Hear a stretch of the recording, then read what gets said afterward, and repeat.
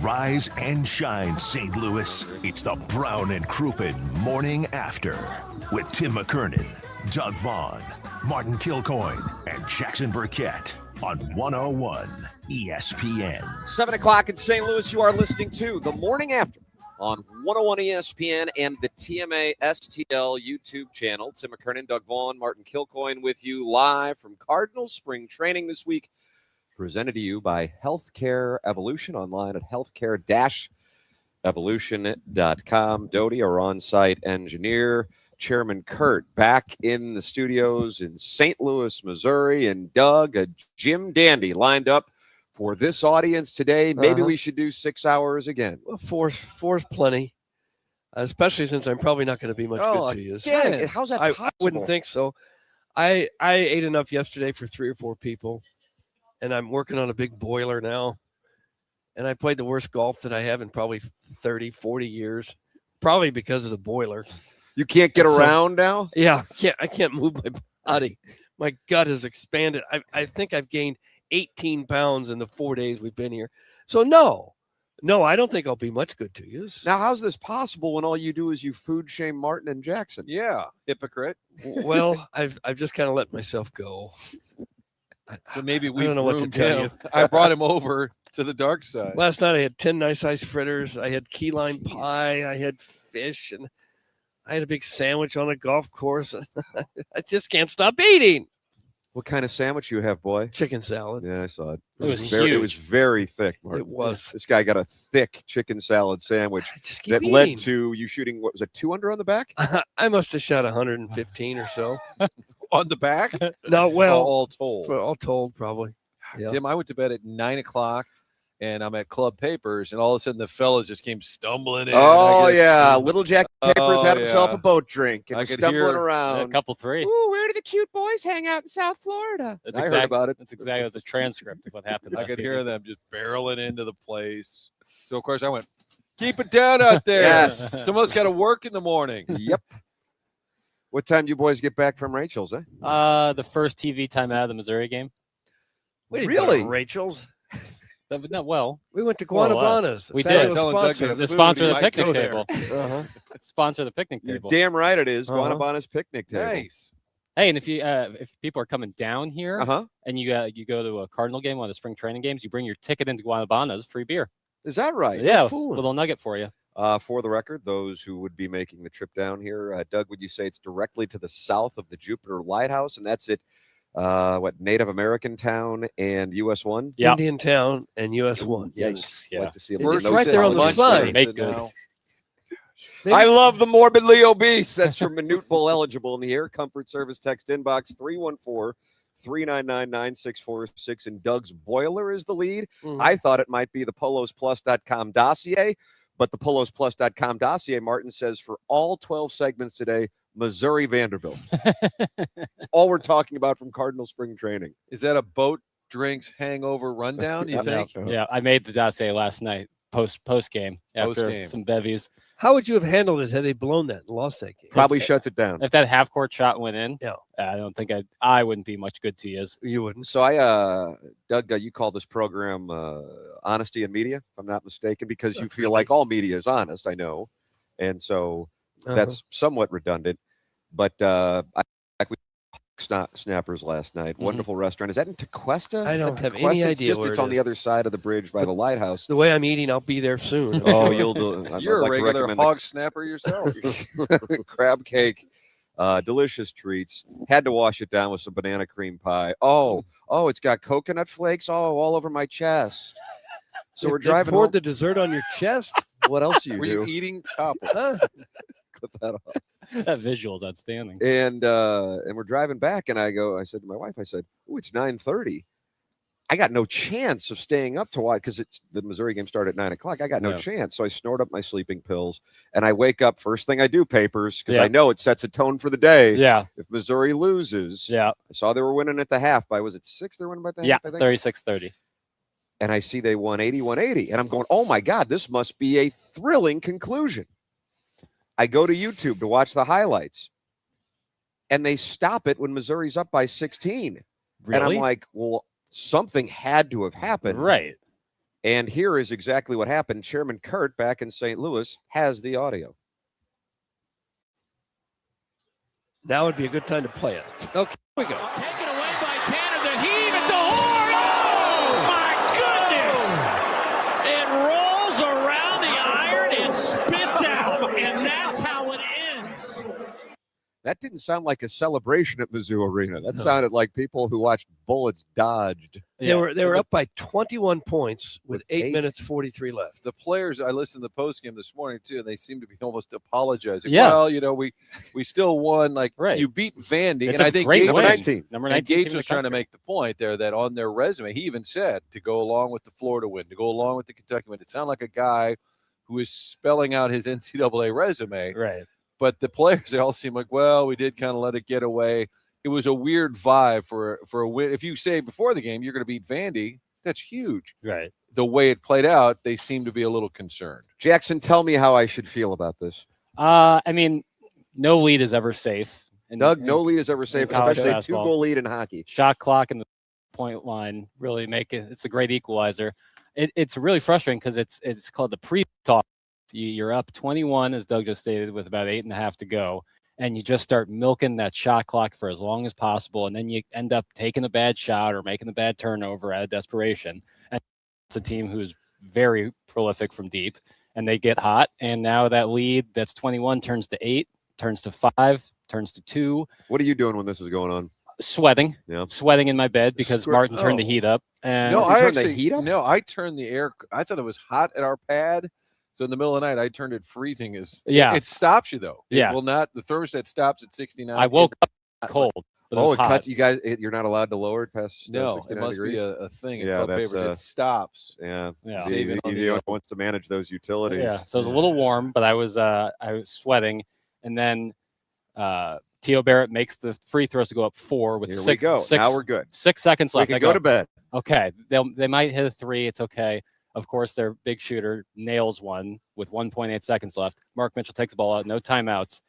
You don't want to take a 5-second violation because that gives them the ball at the baseline, and maybe they can draw something up. No timeouts, though. But you can't turn it over either. He just heaves it to half court, He's got to picked throw it off. farther. Throw it farther, or just have it tipped. You got to throw it to a mass of people. He threw it right to Tyler Tanner, who was hotter than a pistol for that entire second half of the second half. And yeah, if that shot would have went in, which it damn near did, it was Gordon Hayward against Duke in the NCAA championship. Then 2010, right? 2010, 10 or 11. VCU was the in. years. Yeah. Big picture, it doesn't matter. No. You got to win. You beat a ranked team. Yeah, you don't have to It's another apologize big for anything. No, Jackson, absolutely stop. not. It's just, that's the feeling that I think a lot of Mizzou fans had after that game is like, oh my God, it feels like a loss. There weren't cheers No. in that audio. Mark Mitchell, the Missouri Tigers beat the number 19 team in the country at home. Huge win for the resume. And Mark Mitchell ends the game with his hands on his head like they just lost. Well, because he had Because he almost made a massive mistake. I mean, he did make a massive mistake. That's a huge execution problem. You got to have something in place for that exact moment. You have to practice these situations because in the NCAA tournament, there is no margin for error. Here is Dennis Gates on the end of the game dramatics last night in Columbia. Hit the lead. Well, first I said, "Oh," because Mark threw the ball short. Right? You don't want to use all your timeouts, but that's not the pass we want. And Mark Mitchell's parents, his dad even said something. He said, "Son, I got to teach you how to throw," because that pass, and Mark knew. Mark threw some long passes before, but in that it just credits our conference. It credits the fight that our guys have, the resilience. We did not break. We did not break. And that's the most important part when you are in games, one possession at a time. Yes, we were up 20. Who in here did not watch the Oklahoma Vanderbilt game? We knew they would make a run. And our guys, they may have bent a little bit, but we did not break. That's a sign of a great team, being able to come back, being able to make shots. Ultimately, we got to get to the foul line in that situation, not have empty possessions. And our guys had resilience, so I'm proud of them. This is a win. I'll remind you again. I'll remind you again. Papers, do you think at the sideline, the bench, they're telling them, milk the clock? Do you think they're actually saying, or they say, don't be in a hurry, or how specific? Probably don't be in a hurry, but get a good shot. I don't think Dennis Gates is telling them to take bad shots late in the shot clock. But like, do they say we will really want to work the clock? But they had been doing so good at attacking the basket, kicking out, finding the open guy, and then they abandon it when it's like, okay, now we want to milk some clock, and so we'll settle. Like, any possession that gets to the end of the shot clock is a good possession. That's not the case. I hate that. I hate it's the same thing like when you go prevent defense in football at the end and you let them get all the way down to the 20 or 30. But then if you shot early in the shot clock and missed, we'd be saying, no, I know, but I'm saying find a good shot, and they weren't finding it. It was wait till 6 seconds left and then just heave something, and it's really, really frustrating. Not to mention the last minute or two, they wasted their timeouts because they're inbounding the ball to the corners and getting trapped and having to use timeouts. Anthony Robinson traveled on one of them. You can't do that. You got to have a better press break. Talking about that garbage Mizzou team, when the Illini's first half performance on offense was the most efficient half in Division I men's college basketball in the last 30 years, according to statistician Ken Pomeroy. That's from the 618, and he's not happy. We haven't talked about ILL scoring 54 points in the first half in Southern California last night, Doug, before they said, how do you do to the Trojans? Fight on. Only if you were getting 40 points to cover. Sweet mother of mercy, ILL. ILL now 13-3 in the Big Ten. So it was their biggest margin road win in the Big Ten in the modern era. I think you got to go back to the 40s. They won by 36. There was another stat, something about the only Big Ten team to do the 150, 40, 90, score 100, shoot more than 50% from the field, better than 40% from three, better than 90% from the free throw line. There was some crazy stat. And then Brad Underwood was asked about, this West Coast swing. And I loved his answer because it's what we're all thinking. He said, listen, we're on a chartered plane. We stay at a nice hotel. We have great food.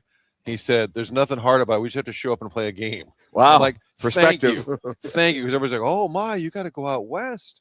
They're staying in L.A. Yeah. Now, next, Brad Underwood, if you could, dispatch of McKernan squad in similar fashion, wouldn't that be sweet? Because then we would get a more banty reaction. Yes. We've gotten out of this. McKernan, who the pundits are turning on. Yes, he's become a national story now. Yes, he's called attention to himself now, and they're even saying his AD needs to step in and get this behavior under control. But please, Illinois, take Jackie's Coach Cronin out back and take him to the woodshed. Absolutely. That's are you raising your voice at me?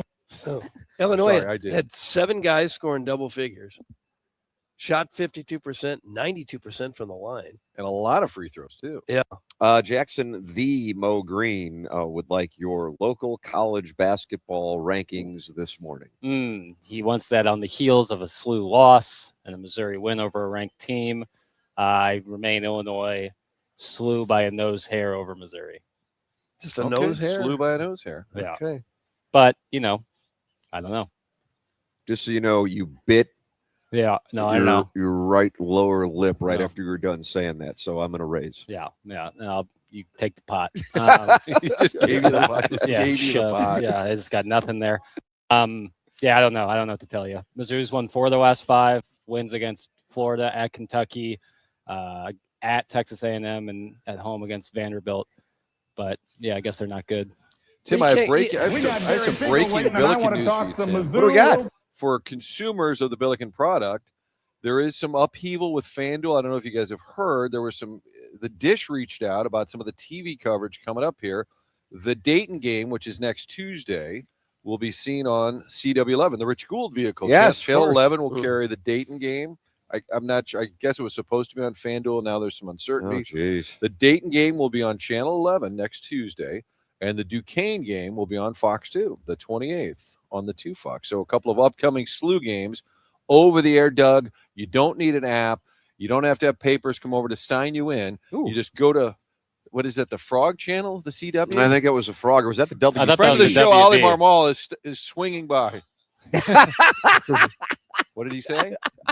Ollie was holding a coffee cup. Coffee mug. About 5 minutes ago, he walked past, and the steam coming off of the thing, it looked like a volcano. Ooh, is that right? It had to be the hottest cup of coffee in American Doug, history. he likes his tea hot. It had to be the hottest cup of coffee I've ever seen. Hey, dumbasses! What? USA Hockey won a thriller yesterday. You idiots are talking about 12 seeds in the NCAA tournament. Nice work, Doug. That's Harrison's brother, Master, We'll get and to he's it. still active in the Air Comfort Service text inbox. Before we get to that, and I know, Jackson, you've got some thoughts.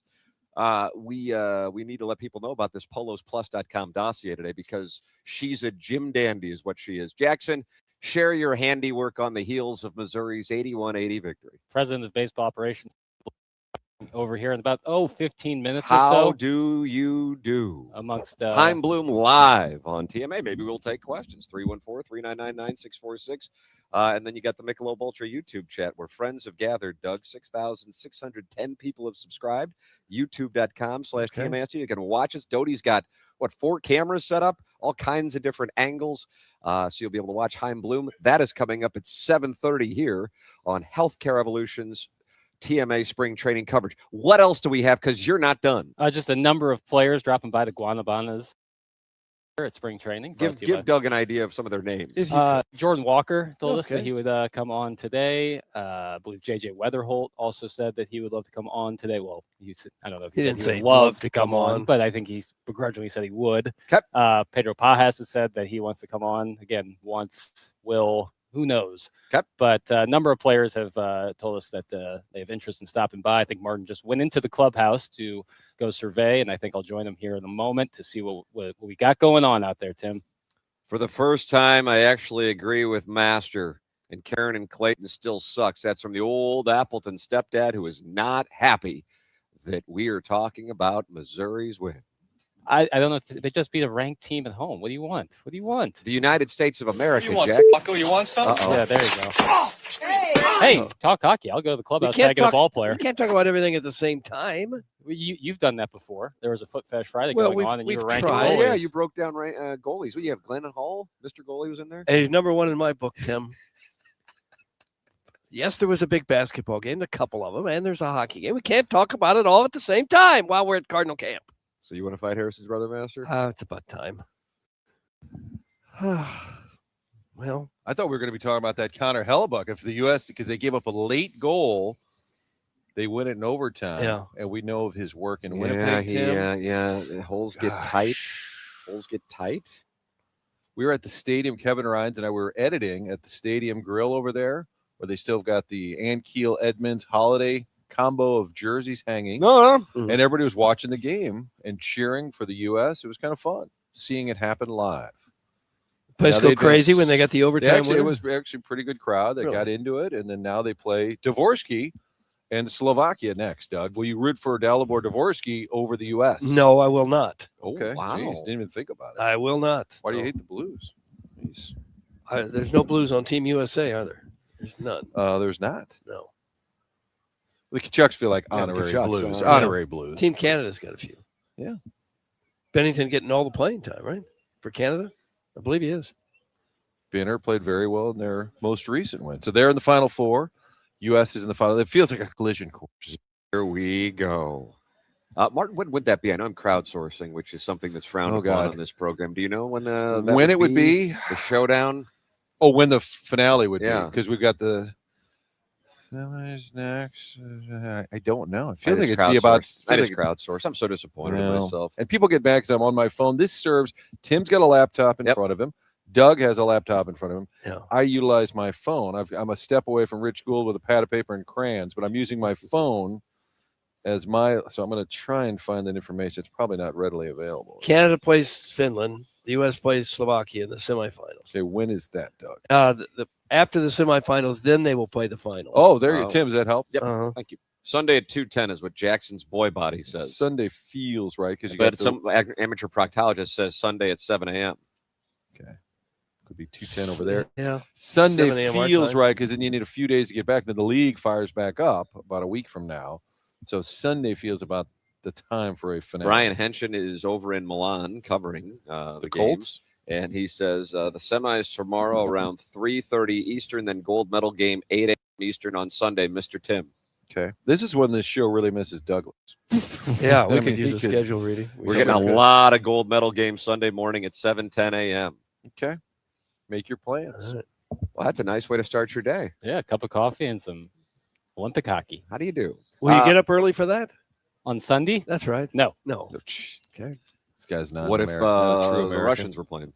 No, that wouldn't change What if it. Mizzou had a scrimmage in basketball that was carried live Who are they playing? themselves? Yeah, I'd be interested. Okay. Oh, Now he's I'd be more interested. Text in More interested in the gold medal hockey game? Do I have to answer that? Yes. I plead the fifth. Where's my? think you already I'm answered retaining counsel. Oh, you have counsel down here? I might retain. It's not playing well right now. I'm just letting you know. Would they anticipate me saying yes? I'll wake up early when I already wake up early. But when every Al damn day. Michaels introduced everybody to Lake Placid in 1980, he said, Doug, there are people watching tonight who have no idea the difference between the blue line and the Something else. shrub line. Uh-huh. Yeah, that's what Al Michaels said. The shrub one. Did Al reference the spread in that game? It makes no 1980. difference. Tonight is about more. And hey, I mean, this is the United States, Jack. Cleo McDowell, Coming to America, 1988. Great movie. Didn't he say that to King Joffrey Joe What Fur? does that have to do with hockey? This is America, Jack. We got a guy wanting to watch a scrimmage for Missouri A basketball. hypothetical so scrimmage. It's disappointing. a hypothetical scrimmage. It's not actually happening. I'll just probably sleep. Is that okay? Well, it's We need unorthodox. papers to watch. It's such BS that the woke Olympic Committee banned Russia from the game. Eric in the Central West End, pro-Russian. Hey, look at this guy. There he is, Friend of the show. Friend of the show. He just said, nice job. Thank you, Izzy. Hey, we're just getting started. Thank you. Nice. Heim Bloom is going to be joining us here in about. Oh, what do we got? Oh, he wants an update. Papers, what'd you shoot yesterday? 88. 88. He went under. And what, you birdie 3 or 4 holes? 2 or 3. Okay, I thought it was 3 or 4. But No, either 2 way, or we 3. went on a nice little heater, is he? Yeah. You didn't buy in this guy, did you? You weren't buying in. You picked the over. And what was that? That was a $10,000 bet? Is that what it? I'll give you his Venmo. Yeah. 10 grand. I believe Izzy. it's a Fast Eddie's gift card. Ooh, I'll take that. Junior, the shrimp over there is big as your thumb. What do you call it? The candy of the Candy of the sea. That was Rich Gould, Fast Eddie's live read, Mark. He came in the studio and somebody at the Big 550 asked if they had any coupons. He said, coupon, man. Everything costs $2. Got a guy over here. He said, Martin, you got some guy asked me for coupons. And he said everything's $2-3 and the guy wants a coupon. Yeah, Doug, that's a problem. Anytime it Yeah, starts, they're not happy. City season starts Saturday.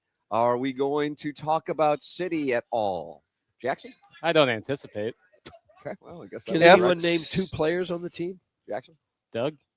Roman Berkey. Berkey, I got him. Yeah. Okay. Yeah. Edu Leuven. These are a couple of your Oh, yeah, original Leuven. guys. They've Okay. added a lot of pieces. No more Joel Klaus. No, No, that's he's right. gone. On the LA Galaxy. You got FC Charlotte coming to town. A big tough. Let us know if that sassifies you. Yeah. It's going to be cold, right? It's supposed to get really cold. St. Louis. Next week, the weather's really cold in St. Louis. And this is be Saturday night. The Doggies are back for year 4. And there you have it, Tim. Don't talk City or I will set myself on fire. Doug, Jeez. that's from Jugs in D.C. That's our Atlantic 10 correspondent. is. He's going to set himself ablaze? Yeah.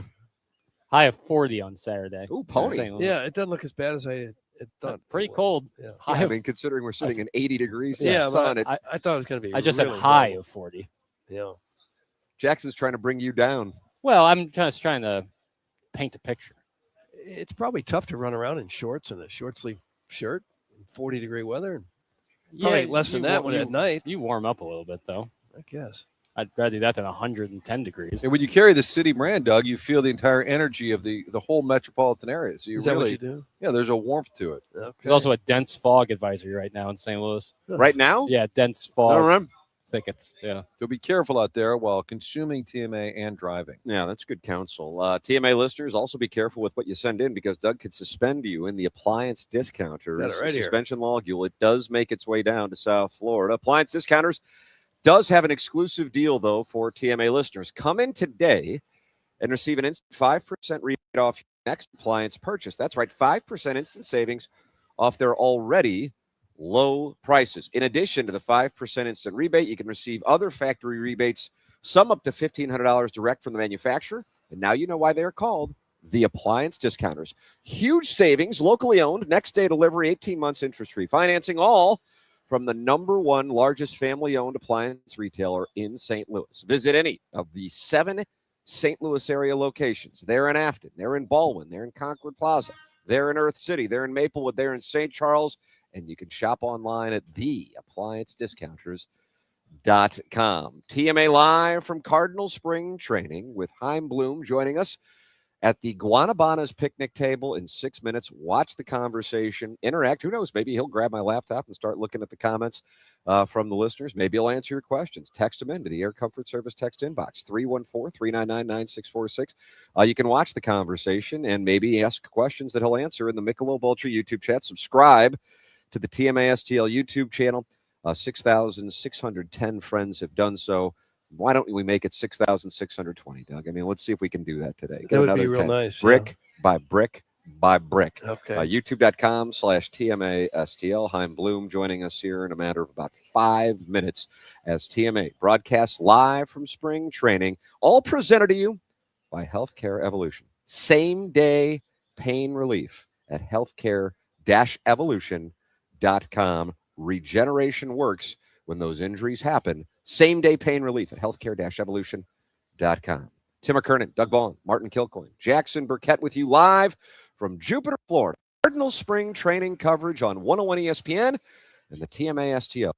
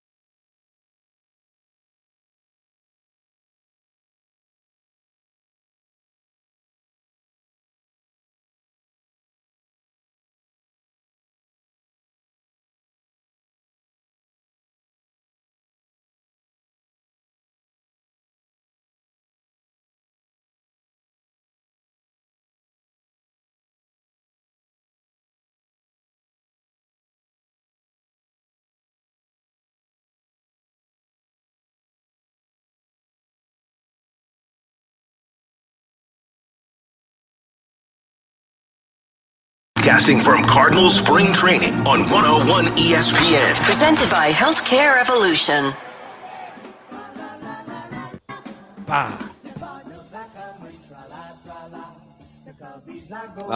Doug, we're broadcasting live from Jupiter, Florida. Isn't it amazing? It feels like it, yeah. It is amazing. Boy, the weather's been perfect down here. Unbelievable. Just glorious. It already feels like it's maybe upper 70s right now today, on the way to 80 degrees, I think. Yeah. You think you're gonna sweat out some of the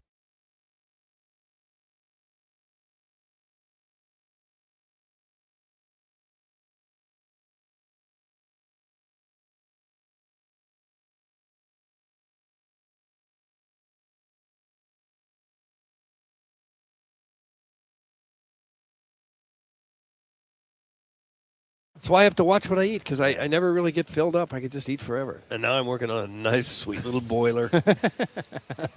An homage to Ray King, I believe. Ray King would get mad if you talked about his weight, not the texture, but the old pitcher. And he told me once it was solid as a rock, and you could like push it, hit it, punch it, whatever.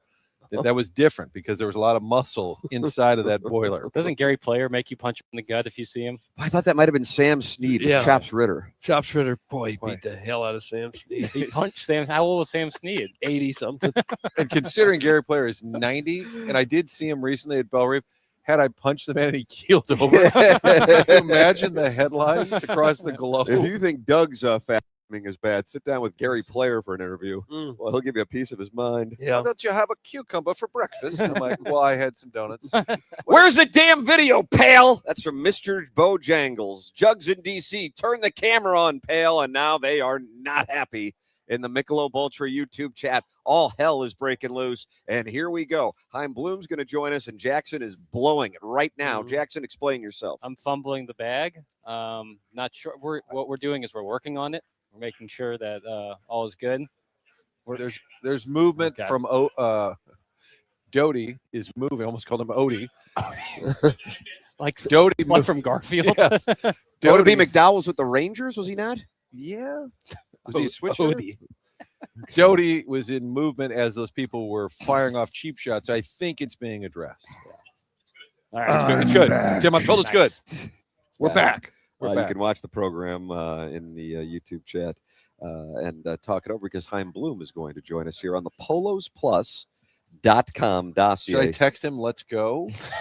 I think Ollie liked it yesterday when you did it. I feel a little more comfortable doing that to Ollie than I do to Heim Bloom, to be honest. What happens is Jackson shoots videos, and you get down on your hands and knees below the Guanabana. Last year I did. And then I'm invited to be a collaborator on my Instagram account.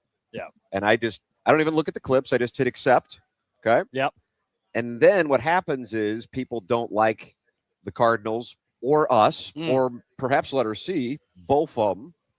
And then my comments, the remaining, even when I wake up in the morning, I'm inundated with a lot of anger as a collaborator on your videos when you get on all fours. Do you have your notifications on Instagram so it comes on your home? Hell no. I figured. So when you open Instagram, it's like in the top corner. It's like you have 42 comments from John B, bunch of numbers behind it, telling no profile picture, saying this team stinks, media's soft, et cetera, comma Bud. And Doug Bud apparently is the tell. How often do you get on all fours? Clip that off. Last year, I was like, I'd have to sit in the most awkward positions to get the video. This year, fortunately, we have some chairs and a better setup for me to get video. Chairs, Tim. We've come along. Well, yesterday, this year we have chairs. I got a great video of Ali Marmol talking about his expectations for the season, what he defines as what would be a good season. And it's just this great video right on them, cinematic mode. And there is a drill going the entire time of the video. And it's all you can hear is the drill. So I got to figure out some way to circumvent that. Throw a mic on him. This team is under I was thinking that, but then what I can do is extract the YouTube audio and then plug it into the video I have and then sync it up. So that's the okay. They say can give me some audio. So okay. What we're doing is we're working around it. All right, clean it up. Here comes the boss. Okay, let's clean it up. This ladies and gentlemen, new welcome era. to the Guanabana St. Louis is feeling table for his first appearance on the morning after, perhaps a career highlight. I don't know. I'll let him answer that. Step right up, Jackson. Make it clear that he is. Heim, good morning. How are you? Welcome to the program. Heim Bloom sitting down here live on 101 ESPN and the TMA STL YouTube channel.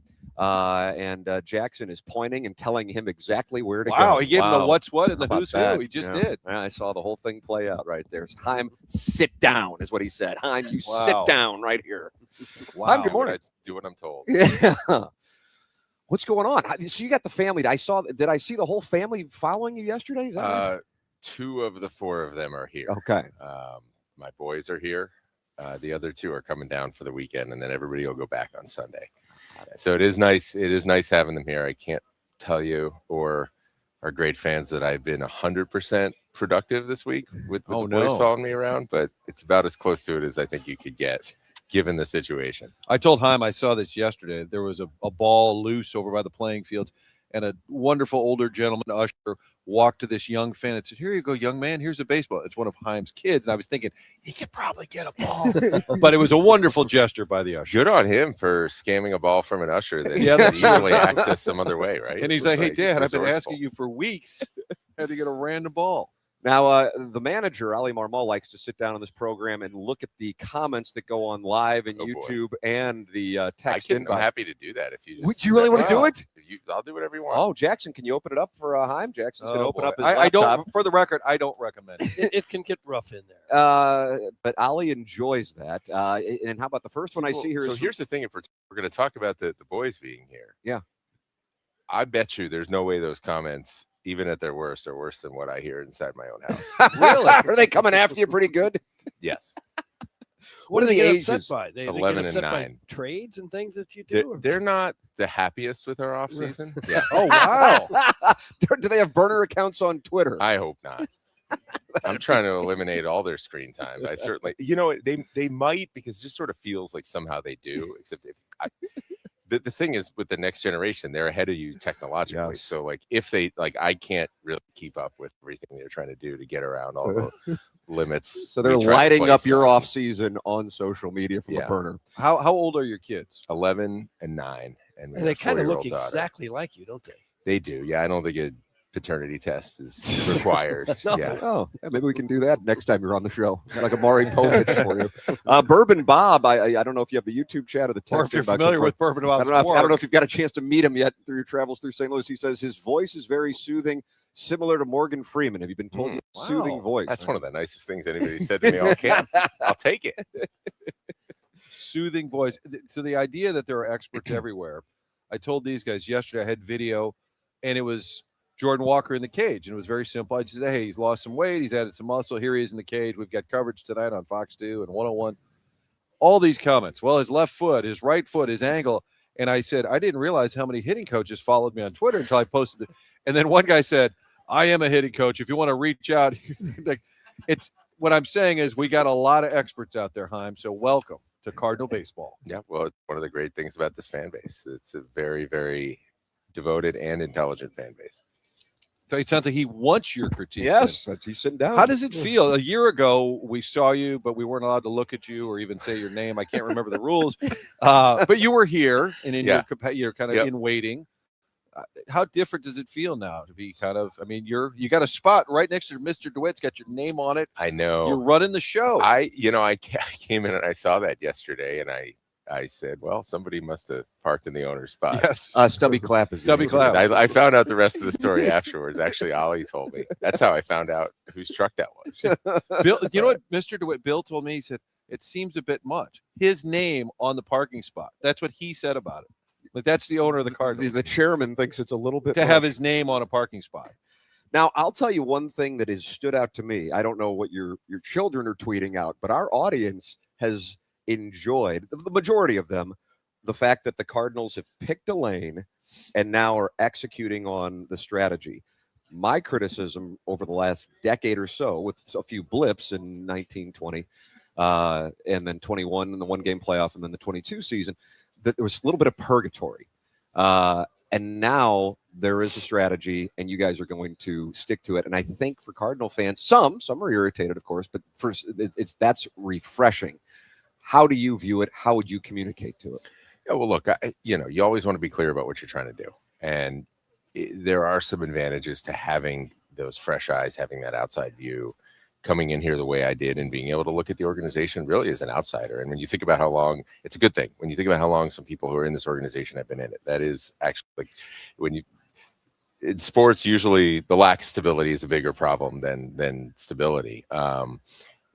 There are some benefits to those fresh eyes and just being able to, I hope, just see clearly what needed to happen. But, also to some degree, I think it was kind of evident. There was energy within the organization to do this. Certainly feel it from the fan base that, no one wants to be where we are, but we're not going to get anywhere by being in denial about where we are. And I think, certainly the couple of years that I've been here, and obviously the year before that wasn't very good either.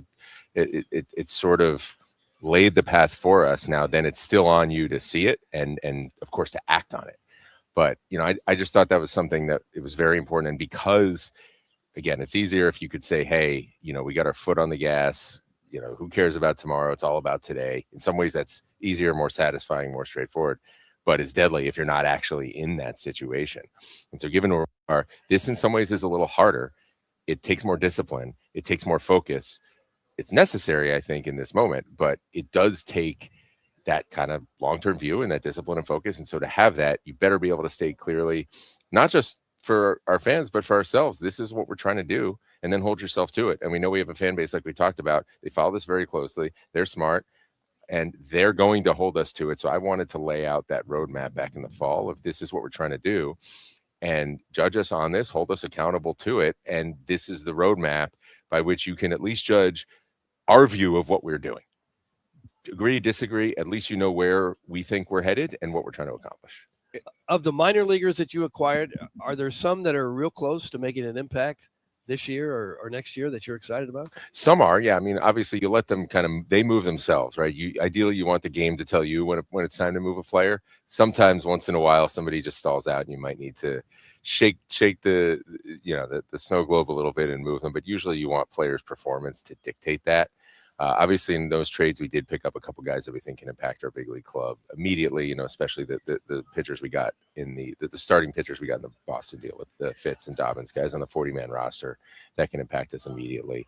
And then there are other cases like in the deal with Arizona where we pick up Martinez, who hasn't thrown a professional pitch yet in a game that impacts the standings. Obviously, he was working out with them last summer, and everywhere in between. But you've got those starters. Obviously Saintcha here in big league camp still has some work to do, but hopefully that will come quickly. But we want to let them tell us by their performance, by whether they are hitting the goals we set out for them when they're ready. The worst thing you can do is take a player who's not ready, force it, and you put them at the highest level of baseball that exists on planet Earth, and they drown, and now you're left to pick up the pieces. It's going to happen sometimes despite your best efforts, but we don't want to have that happen because we're not honest with ourselves about where our players are at. How do those deals play out? So you're on the phone with Seattle or more than likely Boston, but they offered names. Is there any trade left with the Red? Can we get a Red Sox trade before opening day? But we'll talk with all 29 clubs. But when you're talking to a team and they mention a prospect or say, hey, we'll put this person in the deal, you can't be an expert at all of it. So tell me, is somebody in your team printing out sheet and they come to you and say, here's what we like, or how do you get to the point where you know enough about the players that they're offering? Well, we are in the digital age now, Martin. Okay, that's true. That's true. Clip that off the office. That's got shades of Mo putting me in my place. Yes. So because yes, each team's going to prop up the whole player. thing is really a team effort. That's actually one thing. Last year, based on the work I did in 24, last year a lot of the focus was around player development and performance. And this offseason, I had a chance, what I wanted to do while we were setting up and trying to empower our new people within those departments, I had a chance to look at the rest of the organization, the rest of baseball ops, and say, what else do we need to build out? Where can we keep moving things forward? Where can we keep moving? And the acquisition side, especially on the pro side, was something that I felt was really a great opportunity for us. We have a really good and accomplished group of pro scouts, but in terms of what you need to build around them to put me ultimately and our front office in a position to make the best decisions, there's so much that goes into this. And this is something that over the course of my career, and especially the last 10 years, organizations have really been competing like crazy on, in terms of the manpower, the resources, the level of detail that you look at these players, and you have to be dialed on that, because if you're not, you will be at a disadvantage. And there's two guys that could look very similar. Obviously, there's no guarantees in this, right? You're just trying to put the odds in your favor, especially when you're talking about prospects and the odds of those guys popping and really getting where you need them to go. But those little differences, if you can look under the hood, not just at, hey, what did they do last year, but what was underlying that? What does it look like on a pitch by pitch basis? What does it look like mechanically? Yeah. Those can be the separators between picking the right guy and picking the wrong guy. And also, the right guy becomes the right guy because you had a good plan for what you could do with him to help him finish that journey. And that, in order to do that, you need to understand, what exactly is this guy's arsenal? What could be added to that? What could be developed based on how he moves? Same thing on the hitting side. Let's look at the swing. Let's look at the adjustability in the swing. Is this guy somebody who's going to be able to demolish minor league pitching, but then up here he's going to be exploitable? Or is it someone who has enough adjustability that he's going to be able to hit up here? And you can never get 100% answer on any of those things, but there's a lot of work that has to go into making those right decisions on top of a lot of the old school things of who is this person? What's the makeup? How do they handle failure?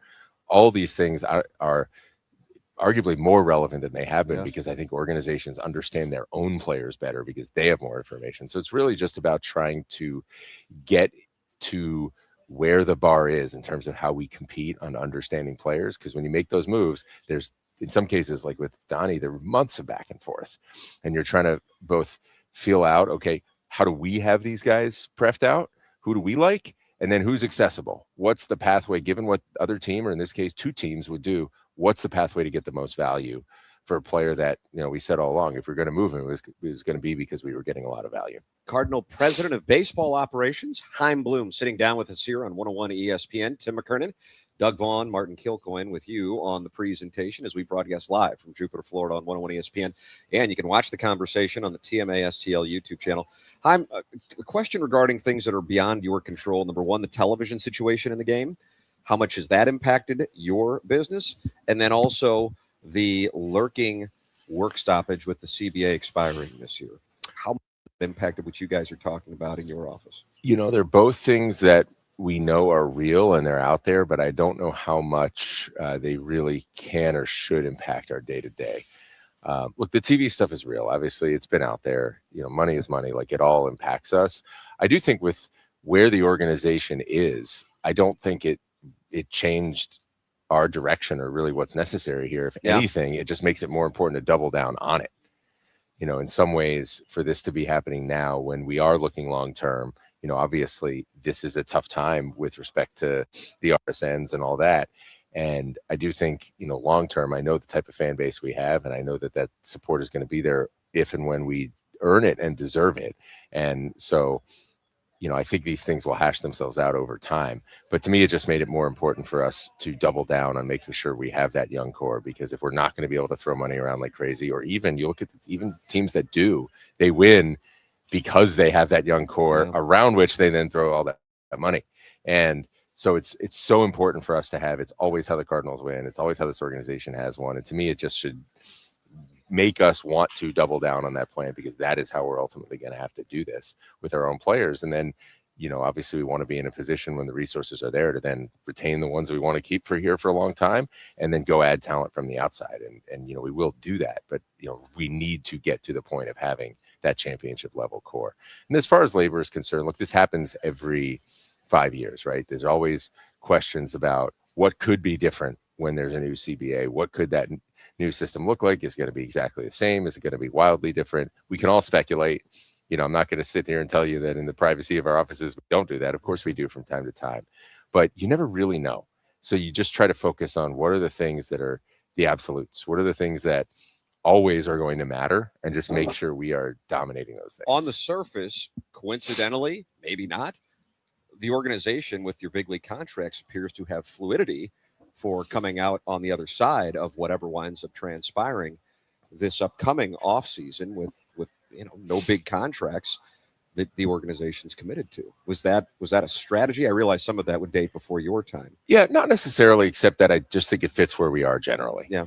It's one thing if you have an older club that the time absolutely has to be now, and you're in a position to do it, and you're willing to tie yourself up a little bit long term in order to just get all those chips on the table right now. Mm-hmm. We're not in that situation.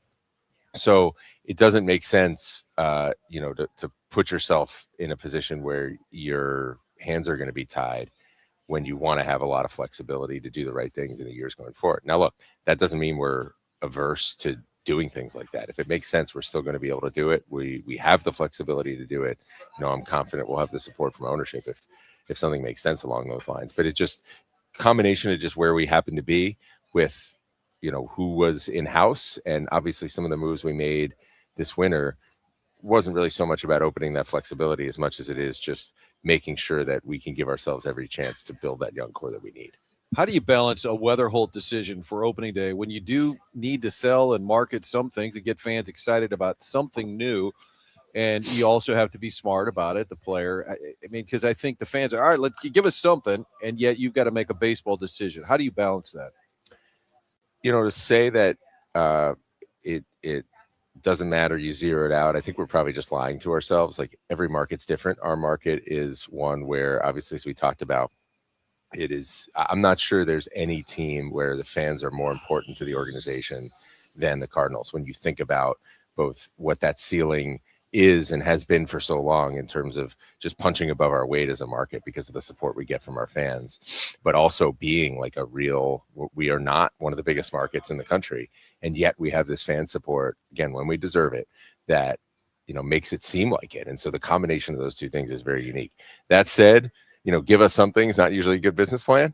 So, it's my job. And I actually think, I just could be wrong about this, but I think generally, most people follow this really closely. Like, fans don't want to be pandered to. Like, I didn't, right? When I was growing up, you want to feel like things aren't being done for gimmicky reasons. They're being done because you want a winner, you want a consistent winner, and everything we do is going towards that. Sometimes there are going to be things that, at least in our judgment, they might not be what fans want today or what's popular. You still have to be willing to do those right things when that's the case. And that's not to say anything about JJ or anything specific to him, just generally. If you always do what fans want today, you will end up doing some things you shouldn't. But I think, again, in a smart baseball town, people understand that. They understand there's going to be hard decisions, agree, disagree, that, sometimes it's your job to look past some of the noise and look past some of the bells and whistles and just try to do the right thing.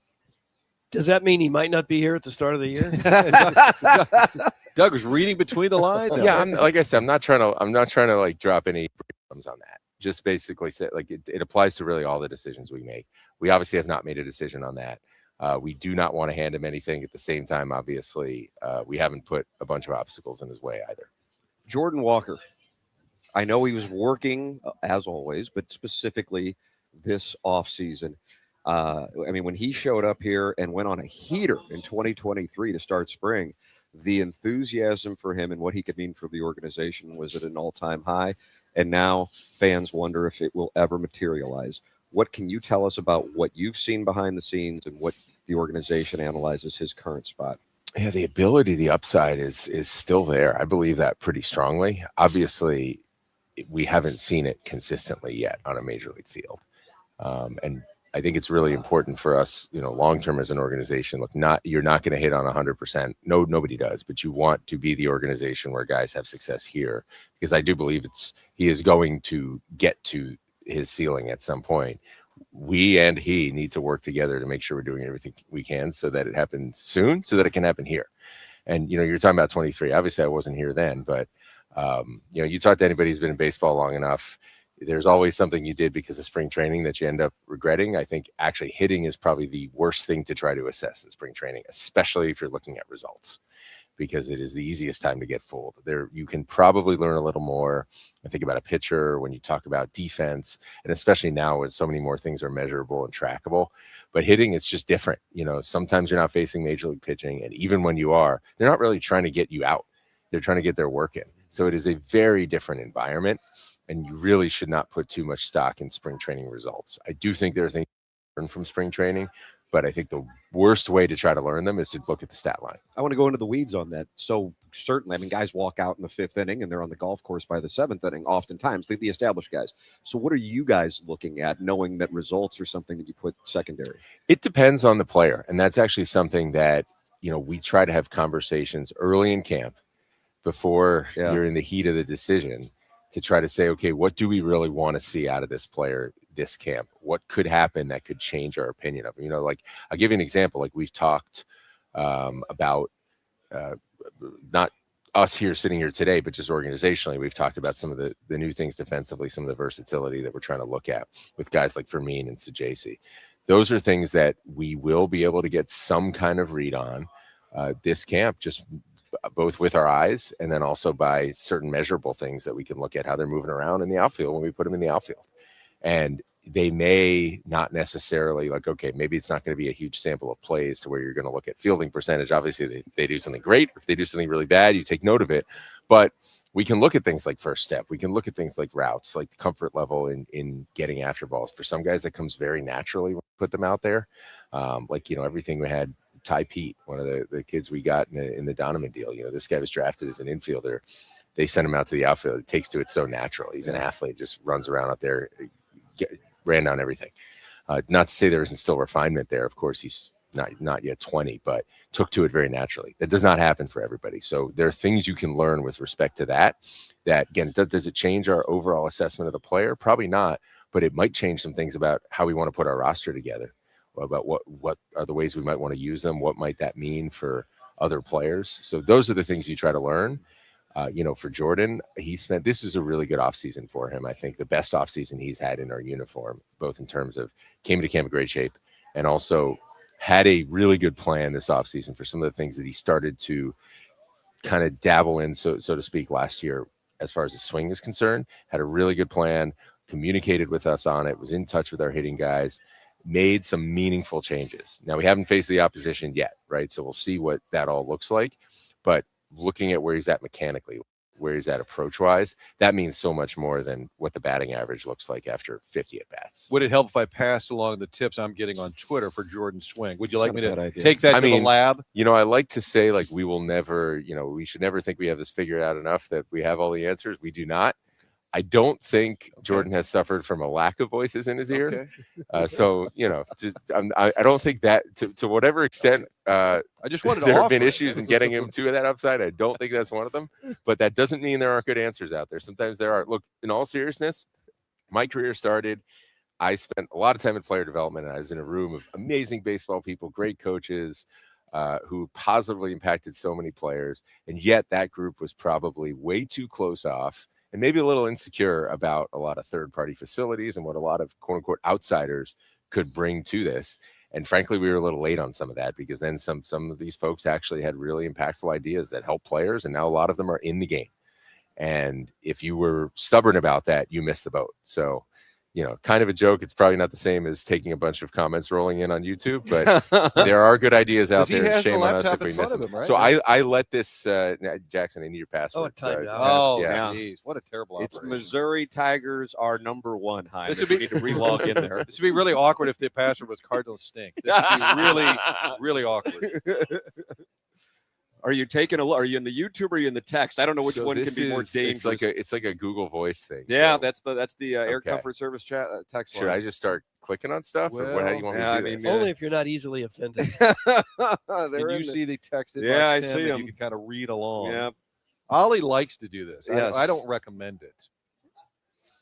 I mean, you just pick one at random, or you guys want to pick one? Sure, I'll take a it at me. Let's see. Tim, why don't you moderate? Yeah, I kind of like this guy. That's from Bano. There you go. That's not really a question. but I appreciate it. But I would take it as an appetizer for you. I would take it and run with it. Well, he must know St. Louis sports media. They swoon for some power hitting in spring training to put in pen what the year ahead will be. That's from the 314. That was kind of a shot more at us. Total shot at you guys. Yeah. Also not a question. Yes, that's fair. Let's see what we got. Went to Yale. Yeah, I know. We got. I'm thinking about doing some online courses at Yale so I could apply to be on the staff. What do you think, guys?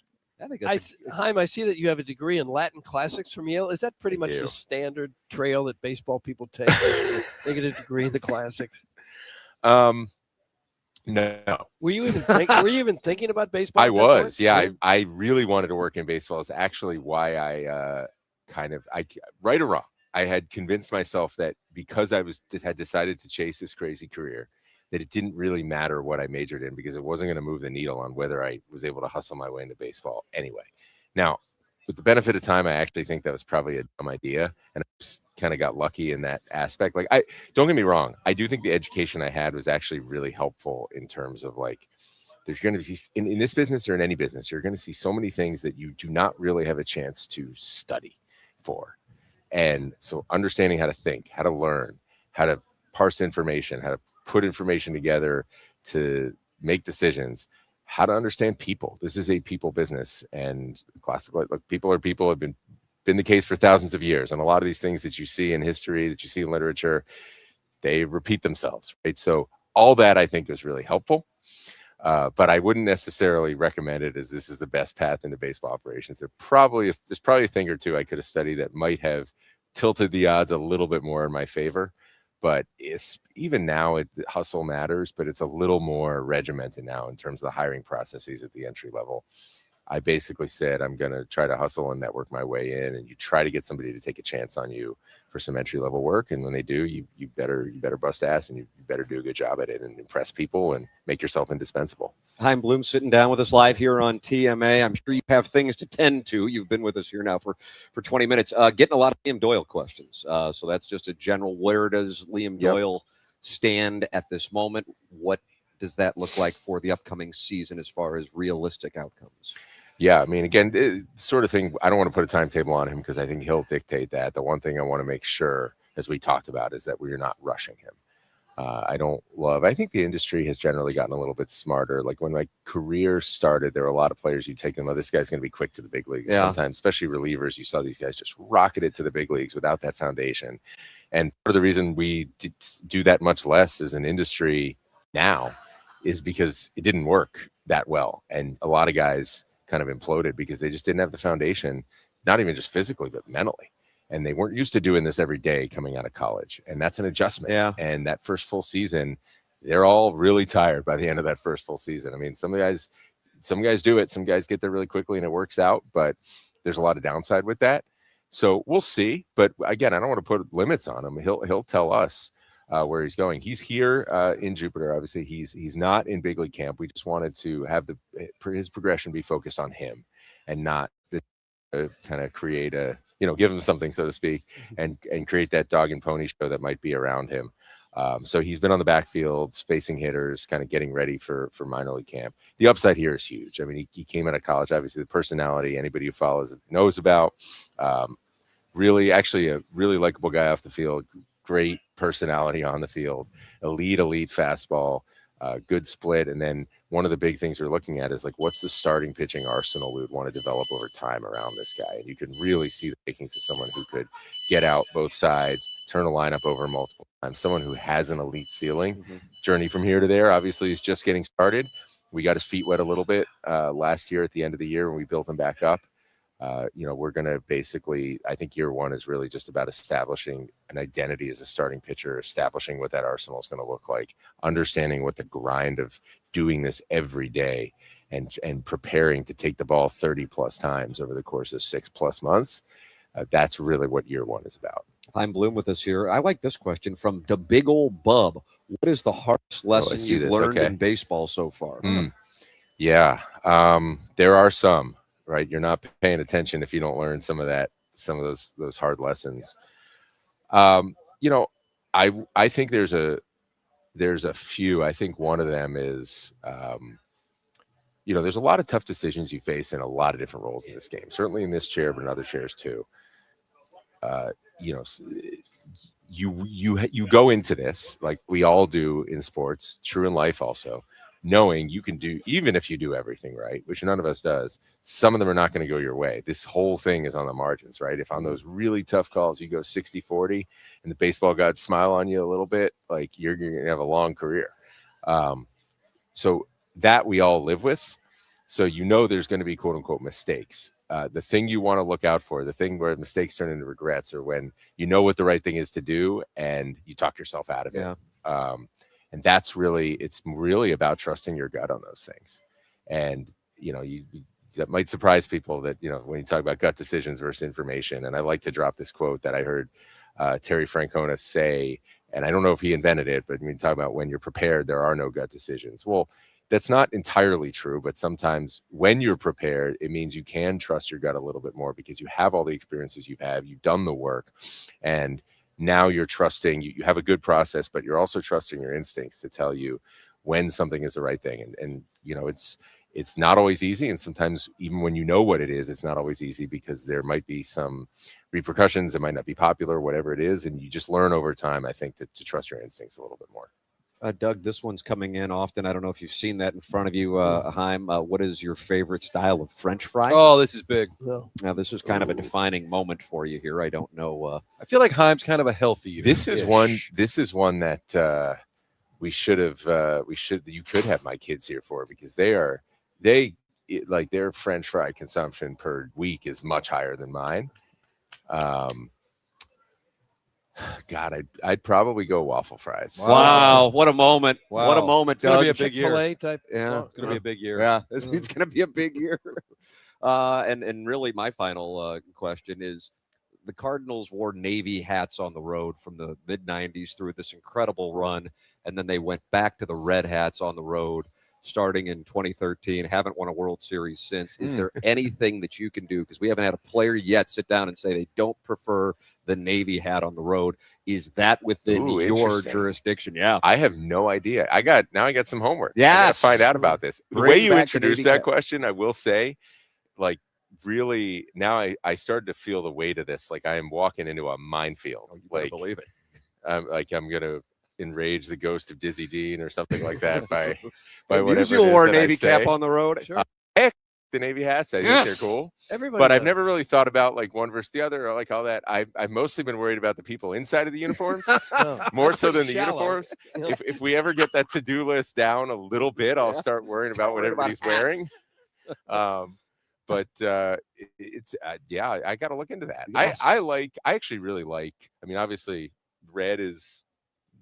This is not news. This is not an amazing insight coming out of this Heim interview. Bloom appears Red on is our the- number one color, but these other colors we've got. We've got two different types of blue we can lean into. They're both great. I think you see some of our players a little bit, like Vaughn will do this, like lean into the yellow a little bit on the city emblem, which I think is pretty neat. Yeah. So we got some stuff to play with there, but Sounds like a yes, Tim. Yeah, I mean, sounds like it's a new priority. I don't know if it's actually my call. I'll be honest. I know. I didn't know if this was Like I spelled said, out. In the, I've in the mostly been worried contract. about who's in the uniforms. Heim Bloom with us here on TMA. Thank you so much You bet. for sitting down and Yeah. enjoying Jackson's laptop. I didn't really get to most of these. I feel badly. There were hundreds coming. Fast and I know. furious. But the people loved you, and now you found out that you have Morgan Freeman's voice. That I will be like puffing my chest out all day because of that. I'm not gonna lie. Thanks so much, man. Really You bet. appreciate it. Thank you, guys. That's Heim Bloom with us here on the morning after 101 ESPN. Tim McKernan, Doug Vaughn, Martin Kilcoyne with you on the program. We'll take a break, come back with more live from Jupiter, Florida, all presented to you this week by Healthcare Evolution.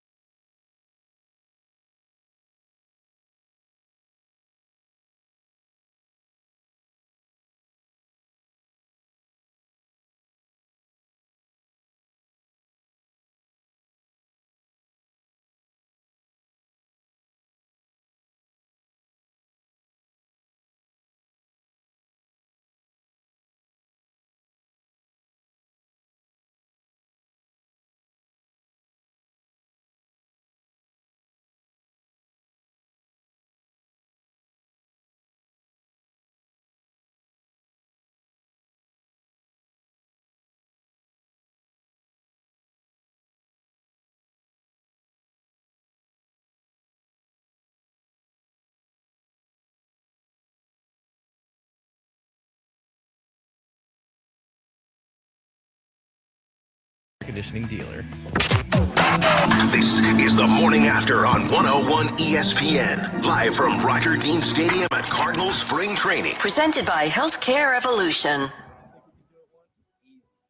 Where's Coach A these days anyway? Arkansas? Ah, come on, Andrew.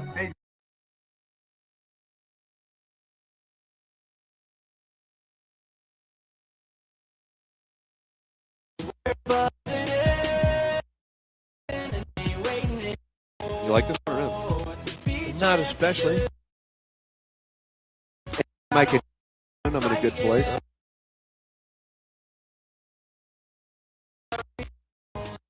Programs.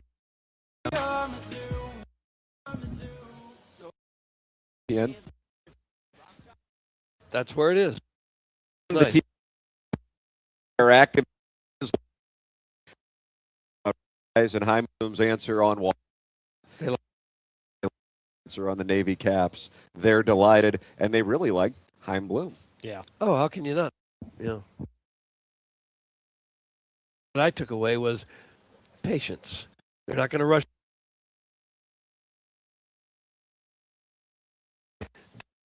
We're going to see him opening day of the season. I know it probably got texted in 100 times, but Heim is such a breath of fresh air.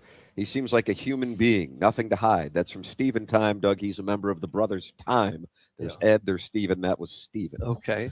I mean, there in Stephen Time is correct.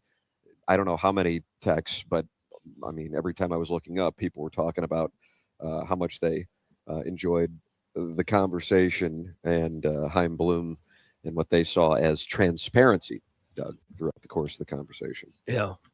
Still won't commit to J.J. Weatherholt being here. I guess they can't. They haven't played the first spring training game yet.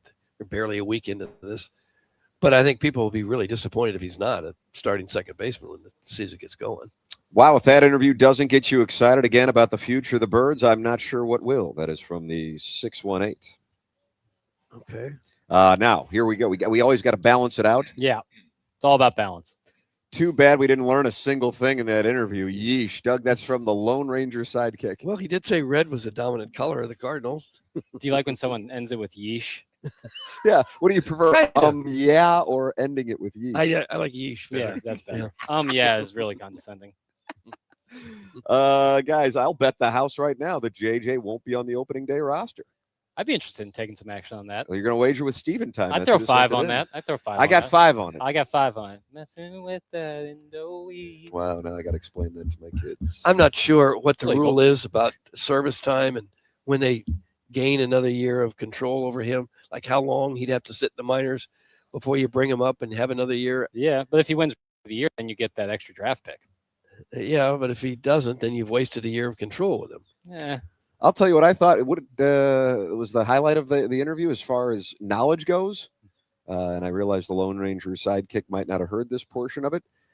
I mean, he didn't say the Cardinals made a mistake with Jordan Walker in a 4-second soundbite, but in answering my question about Jordan Walker in about 90 seconds, he said the Cardinals made a mistake with Jordan Walker by focusing in on spring training results. That's what I took from that answer. Right. So that would be one of the significant pieces of information. Yeah. And then also how he has noticed a trend in baseball where organizations regret, just in general, not Walker specific, of bringing guys to the big leagues too quickly. Right. Mm-hmm. Right. But at the same time, I'm sure it's hard not to. If some first-round pick comes up and he's like the best hitter you've got in spring training, it'd be pretty hard to ignore that too. Right. And say, well, no, you're going to need right. another Well, year. I mean, it's not a hard and fast rule. The Cardinals put Albert Pujols in here, but keep in mind, I say keep in mind, I mean, if you're Jackson's age, you can't keep it in mind because you don't remember. Mm-hmm. But he wasn't going to make the big league roster coming out of camp, even though he was raking. But Bobby Bonilla got hurt, and that opened the door, and he obviously took off from the very moment he debuted in Coors Field in April of 2001. Yeah, I think McGuire was also a factor. I think he told him that you've got to keep this guy. Yeah. This guy's a hitter. So it is a case-by-case basis, but what Heim's point is that organizations will overstate, in particular, results in the early portion of spring training, and that's when Walker was absolutely on a heater in February and early March of 2023. And what he's saying, it's something I'm sure probably everybody listening to the show has heard guys say, established pitchers are not out there trying to get outs necessarily, which sounds so strange. They're out there working on certain pitches. They've been told, okay, make sure you're throwing X, Y, or Z, this percentage of times when you're getting your start in. And then they walk down the first baseline and have no idea what happened in the game and couldn't really care any less. They are told what to work on, or they're focused on what to work on, and getting outs is not the priority until opening day rolls around. Yeah. And we never really know as fans what they're working on, for the most part anyway. Right. So maybe if they would explain that before these games start, because the games start and they're on TV and people start to get excited. They want to see what their guys got. But if we're told, at the outset that don't be so excited, just look to see how his curveball's breaking, maybe that would help us watch the games in a more intelligent fashion. Too bad there wasn't a resource there in Florida you could ask, like a president of baseball operations, regarding playing time and control with J.J. Weatherholt. That's from the 314. Doug? Well, we did ask him if he's going to be here. Right. A couple times. Yeah. Yeah. Not good enough. We didn't ask about control. Hold on, watch this. Yeesh. Yeah. It's a serious You want yeesh Bucko? moment. You want some? Oh, there's the second one. Yeah, it's a big Bucko more. I'm not sure they would admit that if that was the cause, if that was the reason to hold him back, because you come out signing cheap. Yeah. They'd probably just leave that to our imagination. Because you can easily state the case that, well, we think he needs just a little more time in AAA. We don't want to rush him or anything. Right. When in fact you're trying to save another Which would be year. a fair answer. Yeah. Great interview. Heim is going to be special. That's from Josh Bob Bill, who shares a building with Keisha Gray in Tampa. Maybe he wants to drive over here today and join us. Josh Bob Bill, you're welcome. It's a long drive. What, 3 hours? Yeah, I think so. Doty made it every single day last 3 hours. last year. Boy, that was brutal. Still unbelievable. Email in for our Design Air Heating and Cooling email today. The morning after at InsideSTL.com. That comes your way in the Polos Plus dossier at 9:45. The morning after at InsideSTL.com. Design Air is online at DesignAirService.com. And that's Seth Goldcamp and his team. Seth is fourth generation for Design Air Heating and Cooling. And he goes back to his great-grandfather, his grandfather, and his father. And they preached this: no upselling. We fix it and we earn people's business in the long term by them knowing that when we come over and we take care of their HVAC systems, that we're going to fix it and we're not going to make them do something that they don't need to do. A wonderful story was emailed in a couple weeks ago by a listener whose mom had another company come out to their place. She's a little older, and they told her, oh, your system's broke. You need to buy an $18,000 system. That concerned this gentleman. He reached out to me. I forwarded the email to Seth, and Seth sent somebody out there, and it turns out it was just a mere couple wires that were messed up. They fixed it and saved her $18,000. You know what I say, Doug? Honesty is the best policy. Okay. Round of applause. I think that's in order. Yeah. Yeesh. Design Air Heating and Cooling. Online at DesignAirService.com. Send your emails in the morning after at InsideSTL.com. If you missed anything, Heim Bloom was with us. Jackson, how long was Heim Bloom with us on this presentation? About 25 minutes. 25 minutes. 25 minutes with Ollie yesterday, 25 minutes with Heim Bloom today. Yeah. If you're taking a ride out to, St. Charles County and back. Well, what if you live in St. Charles County? You're saying you don't want people to listen? It's a big county. You could probably drive 25 minutes. But you're always thinking it from a Ladue Central. Okay, I got 25 minutes to go to St. Charles County. Right. Yeah, I am thinking from a Ladue-centric standpoint, but, wherever you are, 25 minutes from anywhere. We're St. Louis, you're 25 minutes from anywhere. Is that right? New slogan, Doug. Pretty much. Remember, I'm running for Sanitation Commission. Yeah. So go back and podcast it on the Schaefer Door Company. Yeah, they sponsor the podcast. Or you can just watch it on YouTube. Subscribe to it. 6,610 people have. And I just went in there and somebody in cap says, I hate the Billikens. So that's kind of the theme. Why would you hate the Billikens? I'm going to suspend him. Yeah, I'm good going idea. to suspend Doug, him. that was Mo Guy 178. Okay. Doug has 8,000 pieces of paper. I don't have the logo right here, but This'll Appliance do. Discounters is kind enough to sponsor the suspension logo. What'd you say his name was again? It's Mo Guy 178. Mo Guy 178 has been suspended a period of 2 days' time, and I'm going to put him down for a 10% tariff. No, I don't expect it feels very good. It's Wow. designed not to specifically. Come on, babe. Put the bag down. You can't make me put this thing. Guys, is Mo Guy 178 Jackson? That's from the Hunchback of Vaughn Castle. Nonsense. I root for the Billikens, despite people saying otherwise. I'm looking for the latest NCAA net rankings. Ooh, after ILL did some skull pounding in SoCal. And the Usually Fighting updated. Tigers got the win last night over Vanderbilt. I got them. They are updated? Yeah. I got your St. Louis Billikens, Tim, sitting at 22 in the updated net rankings. Illinois Fighting Illini, wow. What? Number 4 on the net rankings. Missouri Tigers, Tim. Let's see. As of yesterday, they were 65th. How much did they leap with the win over the Commodores last night? They remain at 65. Oh. Then I don't think you have the updated It number. says through games February 17th, 2026. They should have picked up a few spots. at Well, least. that's great, but the game was on February 18th. Oh, I thought today was the 18th. Mother effing clown. Oh, America. mother. On this show, I know, listen, brother. Yeah. This is sports talk radio. Yeah.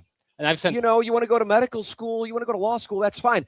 This is the big time. Yeah. Make your mistakes in medical school. Right. Not here. Yeah. There's nothing worse than a comfortable media person. Point. I am too It's Lynn, comfortable. Doug, with words to live by. I have to sit on my foot here in a second. Yes, I apologize. And I've sent 3 emails today dated. I've dated emails today saying the 18th. So I'm just a silly goose. Clip that off. If you're tired of always waking up exhausted and giving bad information on a show, Yeah, maybe I need to go mentality. yeah, mentality might be where you need to go.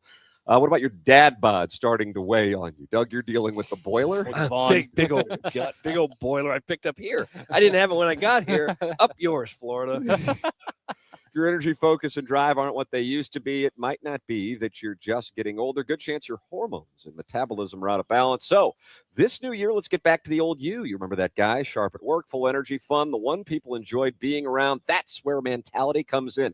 They're not a macho, low-T bro clinic. They're human-centered, and their mission is to figure out what's really going on in your body and your brain. Mentality starts by listening, and they'll run real labs and explain your results in plain English, then build a personalized science-backed plan using hormone therapy and FDA-approved peptide treatments to help get your brain and body back on track. Right now, all the new patient labs will be covered in your treatment plan, and that's a savings of $250 right out of the gate.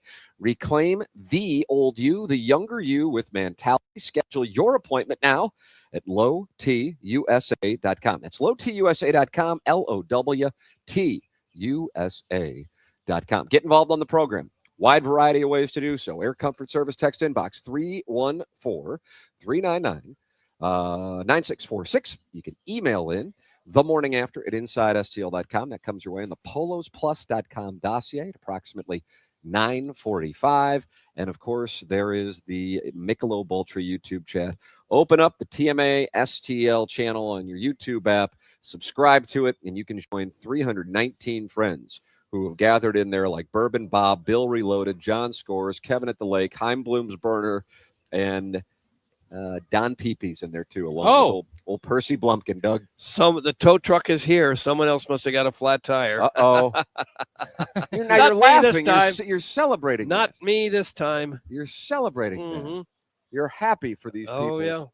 I saw another big nail at the parking lot yesterday. Is that right? Oh, sure I did. Yeah, it was sizable for Somebody got it. Man, if you see a sky blue Bentley rolling out of there, I got problems. I'm going to need a ride. That's you? And your whip, whip, whip, whip, whip, whip, whip, whip, whip. 3 overtime games and do or die games. It was crazy. That's from Don Peepee. What does that mean? That was Hockey? in hockey, I think. What do you think? We're just supposed to read his mind, what he means, I guess. U.S. beat Sweden yesterday. And Canada over Chechnya, whatever The this former new Czech- country we've made up is. The former Czech Republic. Uh-huh. That's right. Big W. I didn't get to see any of it, really. Because you're on the golf course shooting a... Or one of the two. That's all you've done here? Yeah, Broadcast, feels like eat, and it. golf. Do you guys stay up late last night drinking and talking bad about me? Be honest. No. Doug, my narcissism tells me that you did. My insecurity makes me ask you that you did. Sure. When we got home last night from Guanabanas, lovely sponsor of the picnic Martin table. was already tucked away, all Martin- snug in his bed. Martin was asleep. I tried firing up the Missouri game on the television at home. No ESPN sign in. I couldn't figure out how to It's sign on the SEC network. Yeah, no, I know, but I couldn't sign into my ESPN account on the TV. So I said, all right, I'm going to bed, and I just watched it on my phone. So no, there was no late session talking crap on anybody. Unable to speak much at all. Doug went out to the pool house, and I have no idea what goes on out there after bedtime. You know? Well, I'm in me undies. I fiddle with the lock and try to get in the door. Doug can't figure out the door. He was locked out of his own. You're locked room. out of your own place? Well, for a while. And after, 15 minutes or so, I get in and then I go right to sleep. Me and my Sounds hot. boiler. So, Papers, you're just up by yourself? I was just in my room, watching the ball game, watched the Missouri game. Yep, hanging out, hot, it's hot in there. Oh, hot and bothered? Yeah, I was hot and bothered. Well, because Missouri's about to give up a huge opportunity to pick up a win against a ranked opponent, but they held on, and even though it felt like a loss, it was a big W. Another quad 1 win, Doug. Rack them up. Yeah, it doesn't have to feel like a loss. No, it shouldn't. All that matters, it shouldn't. and it won't when the NCAA selection committee makes their decision. Gabe was in rare form last night when someone asked. I got to listen to the was there a post game show? There was not. I was looking for it this morning. But someone asked him, will the selection committee take in the collapse of that win? He goes, well, they outscored the other team, so probably not. Colonel. You give him credit for building a 21-point lead. Yeah, I mean, 100%, but a win's a win. Sure. Yeah, doesn't matter. Are you worried about the eye test, Jackson? Not About really. the eye test. I'm College not really. football eye test? No, not especially. Well, yes, I am worried about the eye test a little with Missouri. Doug, if you want to be petty and root for people to fail, you should just text in like the rest of us. Doug, that's from Arbor Day, 3-time texter of the year. Marty Horowitz and Arbor Day holding up a mirror to the audience here this weekend. It's tough for some people out there. For people out there, Martin. Tough for some people. That out there. has Pelusi tones. Speaking of which, did he text you as well? I don't know. I did Heim on the. I apologize. We had a little TV time. Two after Fox. radio time. We had some Heim time over there. Primetime Heim. Primetime Heim. He does really regret not getting a shot in at Jackson. He said he promised your mom. Yeah. So I'm not ruling out a drive. Yeah, he could be doing a drive. My mother interviewed him yesterday for a full hour for the Jewish Light. For the Jewish Light. Yeah. Producer Joe, while Jackson made sure to talk about City's opener and was critical of the weather and the start time, producer Joe was listening and said not to burst bubbles, but the game starts at 1:30 for the City opener. Consider my bubble burst. Again, What are we you, don't a have Douglas 45-year-old at our woman? disposal, who used to let us know. You call that the agate, Doug, when you'd open the newspaper and would have every starting time, all the games coming up. Yeah. It was very handy. It was. Kind of miss Douglas. Tim, Jackson was gooning last night to Killian Murphy. Is that correct? No gooning. No gooning. Not even to Killian. You are an idiot. Not even to Killian. I told you to watch that, all the small things or whatever it is that he's in. all the small things. The Irish movie he's in. Yes, it's good. I gotta watch that. We got the Peaky Blinder movie coming up soon. Doug, you gonna watch the Peaky Blinders? I don't know. Did you watch the show? No. Pretty good. Okay. It's a good show. I do Yeah. recommend it. Thinking about getting that haircut once I get this lid back. Once I get fully up, I'm Coming back? I'm gonna get the You're Peaky mounting a Blinders Sunday cut. charge on that her? Trying to, man.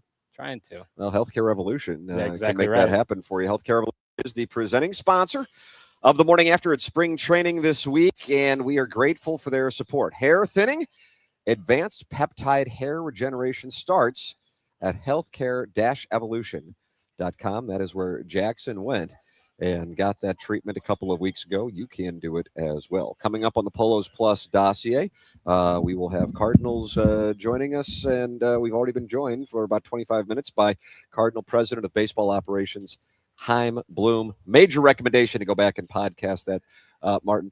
99% of the audience loved the interview. I was just talking about growing up in Philly. I said, you just don't seem like the guy I picture at an Eagles game yelling, like a Vinny. And he said, oh, there were plenty of games at the Vet. I was in the upper deck screaming. And he said he just loved sports radio growing up in Philly. And he said, I guess it was a little bit of karma, I think alluding to his time in Boston when he was then on the receiving end. I just think he's in a good spot because young executive in Tampa, he had some opportunities waited for the right job, takes the Red Sox job, and you go from Tampa, where the expectation level every year is so low, and you're late 30s, put in charge in Boston. I mean, talk about the pressure cooker. And at the time, the ownership group kind of wanted to go in a new direction. Okay, great. We're going to become less spending, more analytics. And then midway through, they said, no, you know what? We kind of liked it. We were just big spending. Go get Trevor Story. Like, oh, okay. So that's what we're going to do. So I think he's just been schooled in all these different philosophies. We'll see. I'm with Doug. You don't know if it's going to work. That's the big risk here. You hope when you tear it down that means you're going to be good and competitive again in a couple of years. As much as we like Heim Bloom, I don't know. You hope it works. You hope some of these guys are stars that we've been. Yeah, there's always the human factor there that you don't know about. You can run analytics and numbers on guys till you're blue in the face, but the human factor is always there. Absolutely. It's a great unknown. Ryan Stanic joins us on there. Look at Jackson going to work. Wow, Jackson. We said find somebody that was born in St. Louis, okay, if you would. And we got him. Yeah. Ryan Stanic sitting down with us here at the Guanabana's picnic table. Tim McKernan, Doug Vaughn, Martin Kilcoyne with you on the program. Ryan, good morning. Morning. How y'all? We're wonderful. How are you doing, man? How are things going? Can't complain. Yeah. Life is good. Ryan, born in St. Louis, and we learned that yesterday. How long did you spend in St. Louis? I'm trying to remember. I think we moved to Kansas City when I was in like second grade. Oh, your parents bailed out like everybody else. Wow. Yeah. You couldn't stand it, could you? You wanted out. Didn't have a choice in the matter. They dragged me there. But born in St. Louis, named after Ryan Sandberg. That's a pretty odd combination. Yeah. It's funny how that's been brought up a few times, but I think what I realize is like baseball is a pretty special game where like you don't always have to, I guess. Sorry. Oh, it's the bucket hat, which we've heard about. The bucket hat with McGreevy the City talked of St. about Louis flag headband. Yeah. That's a nice look. Yeah. It's the bucket hat's a little with the headphones a little problematic. But yeah, baseball is like a game where I feel like you can really respect somebody on the other side. You may not like the team or you may not whatever like your feelings are of another team, but like you can really appreciate the way somebody plays and handles themselves and takes care of their business and all those things. And it can all be true at the same time. You may not like the team they play for, but you can respect what they do on the field. I think that's like one of the really special things about the game that we play. And yeah, like they knew they knew they wanted to name me Ryan. And then my dad was like, well, how about we spell it like this for that? So yeah. Little thing. Were they Cub fans? Or they just no, like the Cardinal name? fans. Just like the name. Yeah. Wow. How about that? Yeah. Grew up a Cardinal fan. Yeah. I just figured there was a Cub fan in Minnesota. How about that? Yeah. So that goes back to what you're talking about. You can respect the other team and the other players, even if you're not necessarily. All right, well, we're going to allow it. Exactly. We're going to allow it. How about Stan or Ozzy? They didn't think of those names. I mean, my last name's Stanic. Yeah. Stan Stanic. Yeah, I don't know if that fits. Stan Stanic. What a name. It could have been a sportscaster. I'm Stan Stanic with the latest. How about this opportunity here? Did you know Heim in Tampa? Yeah, he was part of the group that drafted me with the Rays. So yeah, I've had a long history with Heim. So what did he tell you about this opportunity? Obviously, they're going through a transition, and you're a veteran guy. Was that part of the appeal too, with bringing a veteran voice in? Yeah, for sure. I think it's like a situation for me to come in and have obviously to play and help a team, but also it's a good opportunity for the organization to bring in somebody that has a lot of experience, like a lot of things. I've seen a lot of things. I've had a lot of really good mentors myself that have helped shape me as a man and as a player.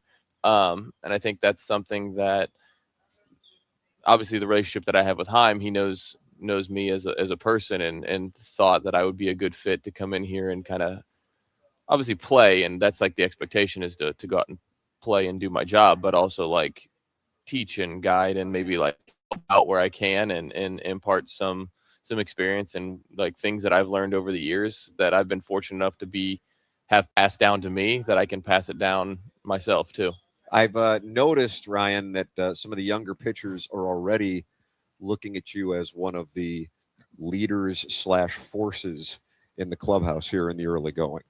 I mean, I guess I think it's just because I'm substantially older than everybody else. But isn't that amazing at 34? Yeah. It's the first time that I've been like the oldest guy, which is funny. But no, I think it goes back to it's like I think that's part of the reason why like I was brought in is because like I think that I have a way that I don't try to make anybody feel small. I know the importance of how important the young guys are. Like I saw how good veterans treated me as a young player, and like for us to be the best we can, like everybody needs to be comfortable and needs to have like their own footing. Yeah. And I think anytime you try to minimize like the impact of like what a clubhouse does to a team, like it can make or break a team season. And I think you want the young kids to feel comfortable and in their own skin. And the more they feel like that, the better they're going to play on the field and the quicker they're going to get their footing in the big leagues. And I think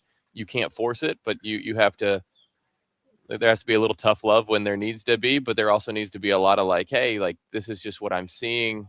Like it's more conversational as opposed to like lecturing or anything. Like everybody's going to learn at their own pace. And yeah, you just kind of let it flow. But you still got to have time to prepare yourself too. You don't just be a mentor. No, of course. But that I think that comes with it. Like I know, like I've done this for a long time, and I know what I need to get ready, and they're super accommodating to whatever it is that you need for you to get ready to be your best. So I think like that's part of the thing that like I can help show is like, this is what it takes for me to get ready. This is what I've learned over the years. Like, this is how I'm going to go about my business to like be the most ready I can be. And part of that is like them establishing their own routine in the matter of like, however you have to do it is how you have to do it to be your best version of yourself. How about the World Series run in Houston with Dusty? How much fun was it? A guy who grows up playing baseball. You start with Tampa, which is a little smaller ball or less, not the big money team. And then you get to Houston where they got a chance to win, and you actually do win a World Series. Yeah, it was awesome. It was really cool. I was really fortunate to go there in my career and like be able to experience that and be a part of that and be a big part of that. So I think it was really cool, obviously, going into a situation where it's like I didn't really know, like after all the things that had happened prior, like going into it, you're like you go and you're not really sure what to expect. And like I had a lot of really good veteran guys, and it wasn't even like a super old team. It was just a lot of guys that had been battle tested in the game. And like right off the bat, you have like your best guys coming up going, hey, we're here to win. We're here to win a ring. Like get on board or like basically get out. And like when that's the standard right away, first day of camp, like position players not even there, and that's the standard, like there's something to be said for that, where like you walk in going, this is the expectation, and it's like you better get on board. And you're like, okay, I can get behind that. Like that feels good that like you're going to be a part of that. And yeah, I mean, it was just very professional, and a lot of guys just worked really, really hard and really like dedicated to their craft, and like just good people. So I think that was a really good stretch for me. Obviously winning is fun in general. That doesn't ever hurt.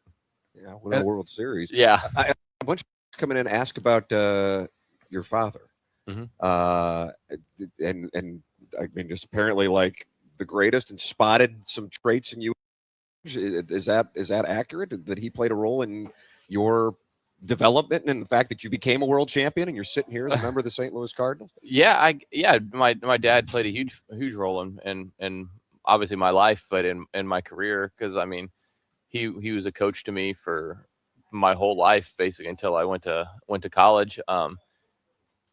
He was always like pretty hard on me, but like I think anymore like the gentle coaching that doesn't work. It's like there has to be some instilled like work ethic. And as a kid, like not everybody just wants to work all the time, like at their craft. I think like a lot of it is there were days where I really didn't want to go do baseball stuff, but he's like, hey, like it's what we're going to go do. And you go out there and like you learn to do things that you may not want to do at the time, but they're going to make you better in the long run. And like that level of discipline and just work ethic, I think has made a big difference in my life. And I think it's a huge reason why I'm able to do what I'm doing in the big leagues. Now, these guys all went to the University of Missouri. You're a Razorback. Do you regret not becoming a Tiger and going to Missouri? We have to have certain grades to get into Oh, Mizzou. okay. Great question.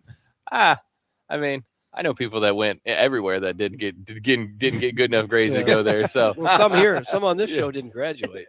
No, I grew up a Tiger fan, and honestly, like at the time, like I really wanted to go play in the SEC, and it's like I want to go play where the best college players went to go play, and that was pre Mizzou and A&M and everybody else in the SEC. Yeah. So I wanted to do that. I want to go play in the SEC, and I wanted to be within like reasonable distance of home.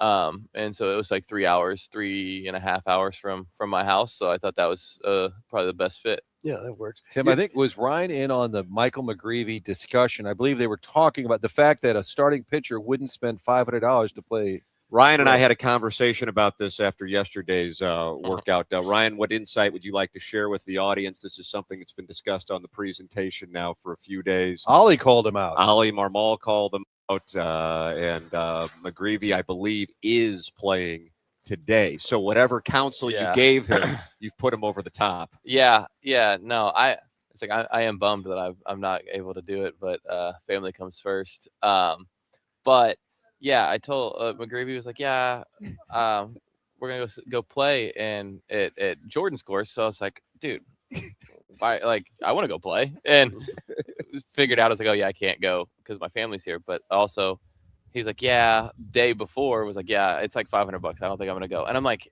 I get it. That's a lot of money to spend on a round. I totally get it. But it's also like not something you're going to do every day. You're not going to do it every week. You're not going to do it probably every spring training. It's like if you get one chance to go play like a really, really nice course, might as well go do it. I think it's like I don't know. He's going to be in the big league. So, I mean, come on. He's going to be fine. Well, you're going to be fine. You also got meal money. It's fine. Just go do it. Pile up your meal money for a few days. Yeah. Ollie sitting here said, we pay him enough. He can go play that golf course. Just one time. Right. It's like, it's not, like I said, it's not like you're doing it 50 times. It's like one time. It's like, it's not cheap, but it's also one time. Now, his dad told him to tell players like you and Dustin May, Wainwright would have paid for it. Wainwright would have paid. Hey, if I would have been able to play, I probably would have. Okay, wow. I'm not paying. I'm not paying for it if I'm not going. Yeah, Okay, I think that's reasonable. Yeah, you were going to be in. Your family's coming across from Tampa today. Mm-hmm. Is that the? No, they're in for this week. Okay, then, all right. Yeah, then they just drive over for the weekends because my daughter's in school. So What are they? What's your family situation? I have a daughter that's 4, a son that's 2, and my wife is halfway baked. Is that right? Yeah, she's halfway to. I thought he was going to give her 3. age. No. No, my wife is halfway through. She's like, I think just about hit 20 weeks. I think she's probably mad at me if I didn't know this, but like in the next day or two. So right. yeah. Look at that. That's why he's like, hey, honey, I got to get to Jupiter. Yeah. They want me there a week early. I got to go play golf. I know you made your way over here, but I got to go play golf. Yeah, I was like, that's not a good excuse. She's like, yeah, you're not going to go while we're here. She's like, you'll have all the time when we're not here to go play. I'm like, you're right. To go play. Ryan, we really appreciate the time. We are getting some SEC. They're asking about Sam Pittman. They're asking about his replacement, Ryan Silverfield. Are you a passionate college football fan, or was that just kind of like that was a stop on the way to the big league? No, I love Arkansas. I am not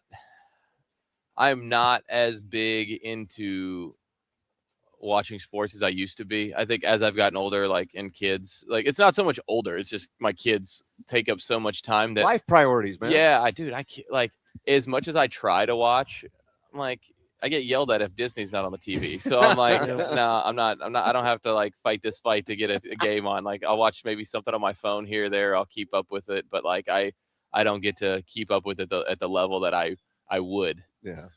The SEC football rivalries playing out in the text inbox here. Well, we appreciate the time on the program. Thank you so much for sitting down with us, and hopefully we'll get a chance to play Grove another time. But good counsel on McGreevy. You got him over the top. He wasn't playing Sunday, and now he's playing today. I'll get him straightened out. It's Ryan Stanic with us here on TMA. We'll take a break, come back with more live from Jupiter, Florida on 101 ESPN.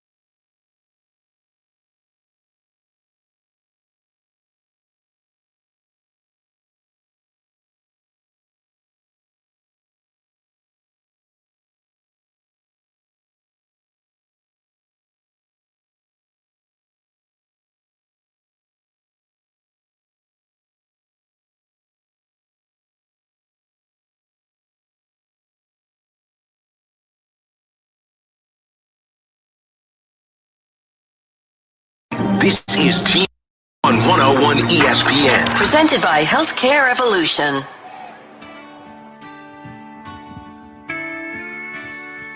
Doug. I'm too poor. You hear his entreaty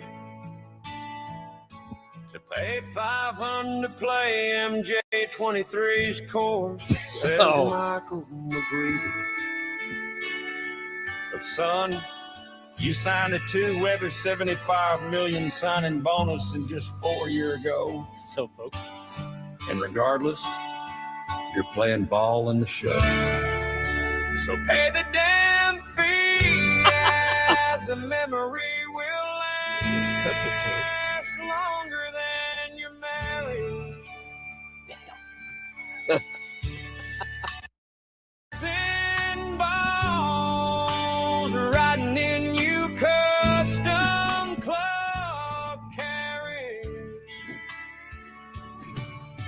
But don't ever knock off just for money.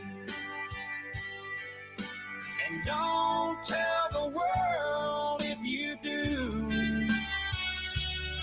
Because as a 3.2 index, it's best not to sound like a cheapskate. Is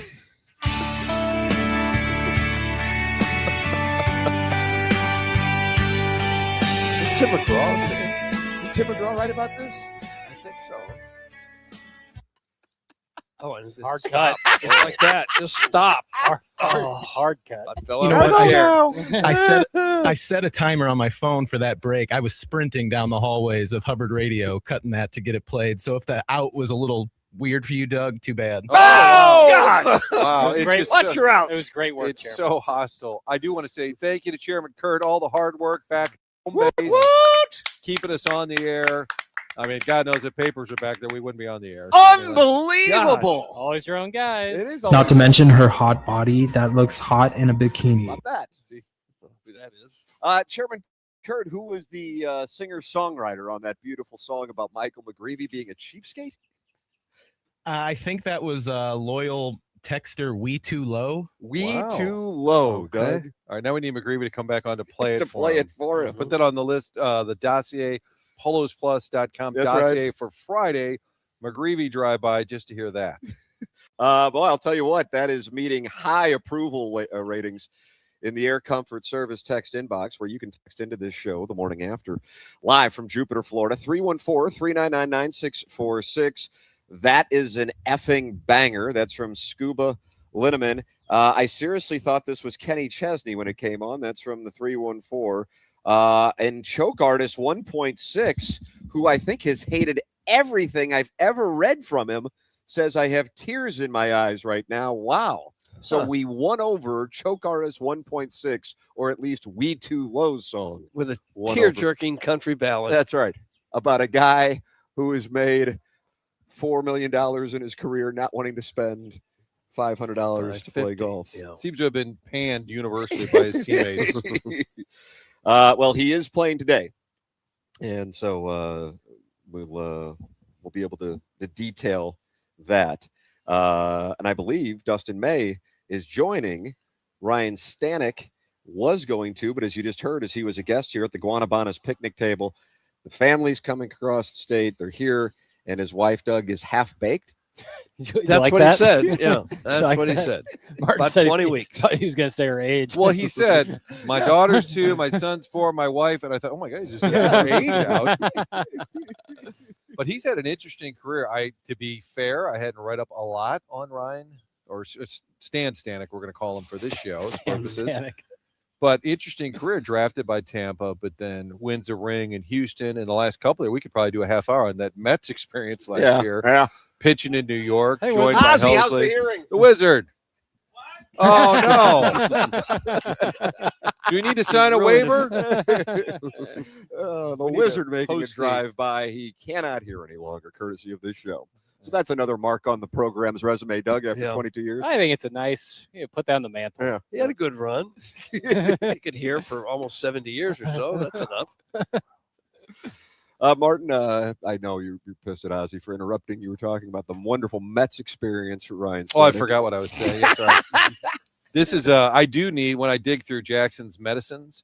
Oh, did you take a little? No, I probably could use a little ADD medicine when I'm down here because I'm doing a little TV, and then I also have my back. So behind us all the time, I'm wondering, well, what cleat is that going by? And even during Heim Bloom, Papers and I were texting a little game plan for guests and such. So it's just a lot going on at once. Yeah, but it's okay. Yeah. Even the people that are mad, I'm on my phone. Sometimes I'm You're texting working. Ollie, "Let's go." For the benefit of the listener. Uh-huh. Didn't feel comfortable saying to Heim, "Let's go." Secret weapon. Is this the day? Come say hi to St. Louis. was that a thumb or is it another finger? Isringhausen goes with the finger. Secret weapon goes with the thumb. He came by though. He did. He did a drive-by at the end of the He program. wanted to know Jackson's score. Yes, he did. For the record, the score yesterday, Jackson Martin went on a heater. I thought you birdied 3 of 4 holes. So we were playing with Gordon Long, native St. Louisan, whose son, Adam, won on the PGA Tour. Is a friend of the program, has been on the show. Great guy. Had you guys met him before? No. Really cool. So I was playing fine. Chairman Steve had wanted to bet me because I said my goal is to shoot in the 70s today. And I always got bets going on out there with Jackson, and then it's Gordon and I against Jackson and Doug. And Adam comes driving up, and I immediately just go into the tank. I mean, and then Jackson, to his credit, he begins to surge, and now he closes me out on the back 9. And Martin, he's birdie and everything. And here's Adam Long, and he sank a putt. Was that a 12-footer, Doug, against Phil Mickelson? Oh, I don't know how long it was. Was Adam Hadwin on the green there? In Sounds Palm like Springs? Canadian. And he Is he rolls Parkway it, Central? Jackson. Adam Long Yeah. went to Francis Howell. There you go. So, okay. And then a Duke Blue Devil. And he comes out there, and now Jackson and Adam Long's like going, what is this, a +2 handicap? I got hot right at the right time, but it should be noted also the first I shook Adam Long's hand. The next shot I had was a 3-foot putt, which I lipped out. So tough. Yeah, but you nearly aced the next But hole. then yes, on the True, next and par it wasn't 3, an easy hole. the next par 3, I did stick it tight and nail the birdie putt. So, and then I had a birdie putt on the next hole, the par 5, but I missed that. But still, yeah. So Martin, you would have been proud of your guy. I got warm. You would have been proud of your guy. I totally believe in you, although the day before I picked you to shoot the over. Which was the right call, by the way. Okay. Which Yeah, was the right call. won. So well, Jackson, you shot 88. 88 is a And number. Mr. Siders owes you how much? Nothing. No one owes me anything. I was happy that I was having a lot of chipping issues, a lot of short game issues, which I'm not saying I'm free of, but I did figure out something that is helping me with the chipping and the short game that was crucial in me going on the heater on the back 9. Martin, on the 3rd green, Jackson walked over to me and said, "It's over. I have the chipping yips. You're going to take all my money today." Yeah. But that didn't happen. Nope. Got it, Doug. The key is you got to finish with your chest to Were the you target. sandbagging? That's right. You got to finish Yes. with your chest. Look at Danny Mott over here. Even on a chip, even on a short chip, you want to finish with your chest towards the target. It makes you complete the swing, clear the hips, and I wasn't doing that, and that's crucial on this Bermuda grass. Look at this Don't guy. hate the player, hate the game. Thank you, about that? Natty Nate. What a Yeah, week he played it's very been. well. Thank you, Doug. Jackson's. You can tell when he's eyeing somebody, and I think Yeah. he's thinking number 0. I That's know, that's it's- my it's read. a tough call because Yeah. they seem to Hey, be. pucks on net. You can only score, Doug, by shooting. I think they're mid work. I think they're kind of going Yeah, to grab. I I think don't about wanna- to emerge with his bag. I don't want to interrupt conversations going on He was between talking guys. to Nolan Gorman about getting his eye back, right? Yes, I think it was a conversation about eyeballs returning.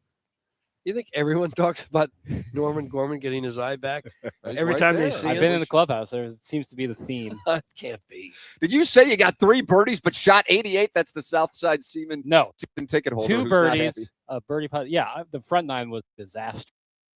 2 holes were a disaster, but there was a stretch there on the back 9 where I did have a Heater right in front of Adam Long. couple of good holes in a row. I which was nice. imploded.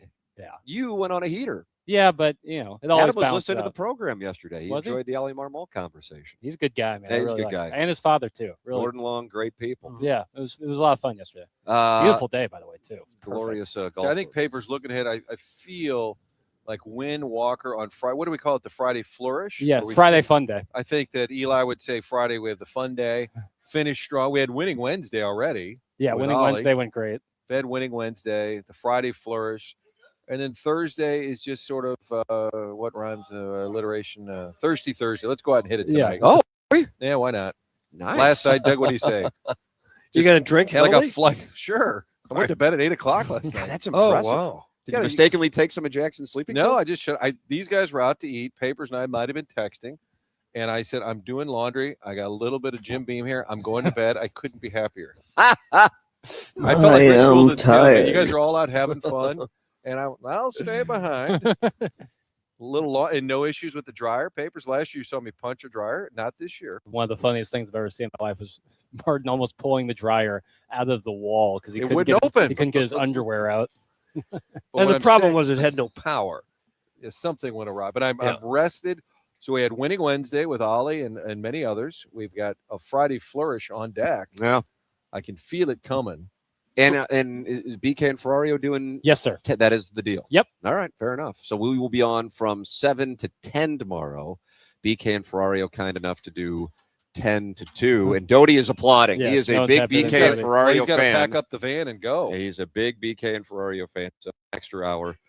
So are you going to drive straight back? Is your mic available? You're going to drive straight back? I've done that. I did that in that was at March of 2020, right when COVID hit. My son was 2. My now 4-year-old wasn't born yet. That's called fun with math. Well, and we drove straight through because at that time it was right in March of 2020. You're like, oh, you can't possibly stay in a hotel. So I drove 19 and a half hours back with a 2-year-old. and you can't get a hotel on Valentine's evening, Saturday night in Orlando, or anywhere around Orlando. Can't get one down in Jupiter. So you didn't hear. My first night down here, I slept in the van. Oh my goodness! Right down by the river. No, actually, we're staying by a canal. So that street. That you street. slept That street What's a right nice outside area? the parking lot. It is Yeah. a nice area. Doug. What a promo for Hubbard and 101 ESPN. It wasn't Hubbard. I'll say that. It was me. Well, I know, but I mean, they walk by the van, which is plastered with the 101 logo. There's a man sleeping inside of it. Well, what would have been worse is to actually taking my blanket and laying out in the grass. No. The thought crossed my mind. You would have been mistaken as a homeless gentleman. I would have. I was homeless. Can somebody explain to me why Doty had to drive? That's from Steven time. Doty, I got a van full of equipment. If you could see the equipment here, Steven time, it would probably answer the question itself. So many wires. Got to bring 2 of everything in case something breaks. Like Noah's Ark. I'm not quite sure why I'm here, what I'm doing. Thank you. What the hell? I enjoyed Who was it, but I don't that? know what that was. Yeah, I didn't never heard that one before. Kurt, is that from your arsenal?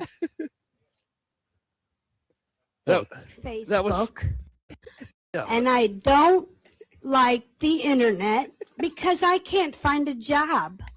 that was a woman who stood up in front of a city council meeting and said that. Garner. I remember the video. Libby Jackie DiCaprio, who still has a Vanderbilt logo, Jackson. Oh, that stings, I bet. Not happy that Ozzie Smith is joking around about his hearing with us. The Ozzie hearing bit can be retired now. Oh, well, I'm glad. The arbiter of comedy. Frank in Jersey City. What's up, Frank? Who was that? Who was that? It was Libby Jackie DiCaprio. Oh, yeah. Well, I'll tell you what, Bit could be retired. Whoever Missouri playing as your avatar. Wow, Papers has struck back. How about a 1-for-1 trade there, my man? Wow, anytime you get called my man, that's kind of like being called Bud, I think. Comma Bud. Yeah, it's different, though, when it's a reply tweet to, like, oh, Mizzou might be in the tournament. Yeah, better luck next year, comma Bud. All right, cut it off. You're pretty ugly, Bud. We just addressed that. I'm not listening to the rest of that. That's a terrible call. It's football. Please call next time. That's the Colonel's had enough. Martin tweeted out that picture of me with Doty's stand-up microphone. And someone I saw in the replies, which I would never usually go to, but I had some time yesterday, and someone said, "Who is that twink?" And that one kind of hurt. I think that's wonderful that you're called the twink. I saw that yesterday. I decided lost the not. pounds. I decided not to share it with you. I did see that. Yeah. I laughed and thought. I also laughed. I thought won't that was repeat it. Quite funny, actually. Get involved on the program. Tell us what we should do. 314-399-9646, Air Comfort Service. text inbox. And you got the Michelob Ultra YouTube chat, Doug, and we are at 6,610 subscribers. All right. The goal is to get to 6,620, and I think we all get a bonus if we get to 6,620 YouTube subscribers. So, do we really? Yeah, a sizable one. A sizable bonus. Yep, Okay, sizable bonus. So that'll be coming in. If you can subscribe to the TMA STL YouTube channel and email in also for our Design Air Heating and Cooling email today, the morning after at InsideSTL.com. Martin, would you like to tell the people about the Villaggio DBA Village Bar? Oh, yes, the Village Bar. Perfect spot in DePere for lunch, happy hour, meeting your friends, grabbing a cheeseburger, waffle fries indoors. Yes. Heim Bloom. Heim Bloom's a waffle fry guy. We'll have to get him up to the Village Bar. The other thing that's great about Village Bar, the barn out back is home to 1879 Distilling. That's where they are making these award-winning spirits. They started this, bit of an homage to the 1800s when there was German distilleries right down on the river. Real rich St. Louis history when it comes to making. Here in town, they do it inside the barn. Red Barn vodka, appropriately named. We've got 1879 rye, the bourbon. All of it tastes different. Find out for yourself. Order it by name around town. And on Saturdays, stop by the tasting room, open from noon to 5. Tasting room right there on the east end of the building. It's connected to the Village Bar. Really a cool spot. That's worth checking out alone. Plus, you can sample the products. Tasting room from noon to 5 on Saturdays at the Village Bar. Find out more at 1879distilling.com. It is 9:05 in St. Louis. Mark Hanna, Evergreen Wealth Strategies, sponsor of the 9 o'clock hour here on TMA, online at evergreen-ws.com. Tim McKernan, Doug Vaughn, Martin Kilcoyne with you on the presentation. Little Jackie Papers, as at the end of the Guanabanas picnic table. Doty, the on-site engineer, Chairman Kurt, is back in the Hubbard Radio St. Louis studios on the ones and the twos this week. We will be returning tomorrow and back in the studios on Monday, Doug, as we will break down. We'll have nothing. That's correct. I mean, Monday. The United States. That's a good promo. We'll have nothing. Game that Jackson's going to get up, and are you going to live stream yourself watching that game? The hockey game? Yeah. It doesn't seem like the worst idea. Wow. 7:10 a.m. Yeah. Well, coffee with Jackson, watching some ice hockey. I like that. Big Walt's got to be there, right? You'd have to think. He could be a Monday phone-in. Ooh, yeah, that'd be great. We need the U.S. to win. Big Walt phone-in. Yeah, that'd be great. Is he out on the Red Sox still, you think? Yeah. Oh, he's done with the Sox. Yeah. He might have been on the Heim watch. not to bring that up. I think that's when Big Walt checked out. I think when they traded Mookie Betts is when he actually checked out. When he checked out, if memory serves correctly. A little awkward if we introduced the two. Yeah, Heim Bloom made it clear, though, he loves waffle fries and the Navy hats. And if it is in his purview as president of baseball operations, Doug, you might see the Navy hats return. What a moment. What a moment. Make a lot of people very happy. Have you ever seen a groundswell of support for something so hard that could easily be changed? You know, they could do it. They've done it before, clearly. You could also tell he didn't want to say too much. Like, I don't really know that this is my domain. Right. It seems to be a great color scheme. Yeah. Not sure it's my job. I think he wanted to not quite step in it. But you think it's B3's call all the way? Well, he was the one who did the interviews about it. And then when they made the switch and there was some pushback on it, he said, then we're going to let the fans vote. The fans voted, chose navy blue, and they still went with red. But the compromise was when the Cardinals are playing on the road against teams wearing red home hats, that they would wear Navy hats. So they will wear them in Cincinnati, for example, depending on what the Phillies are wearing. Washington. Yeah. Yeah. Not good enough, I say. Amen. Every team. I don't Amen, care. Papers. Yeah. How about this? Against Sure. teams that also wear Navy caps, they'll wear red. We'll make that switch. That could be the compromise. Wow. That could be so when they play the Red Sox, that could be the compromise. Libby Supreme looks like he's battling gastrointestinal discomfort. That's from Eric in the Central West End. Are you having a issue of any kind? Not in the You slightest. look comfortable as all get out. Yeah. What'd you have? You had fish last night? We had some fritters. Oh, 10 nice size fritters? Yeah, 10. He had a very- Cuban sandwich. Yeah, nice. they're known.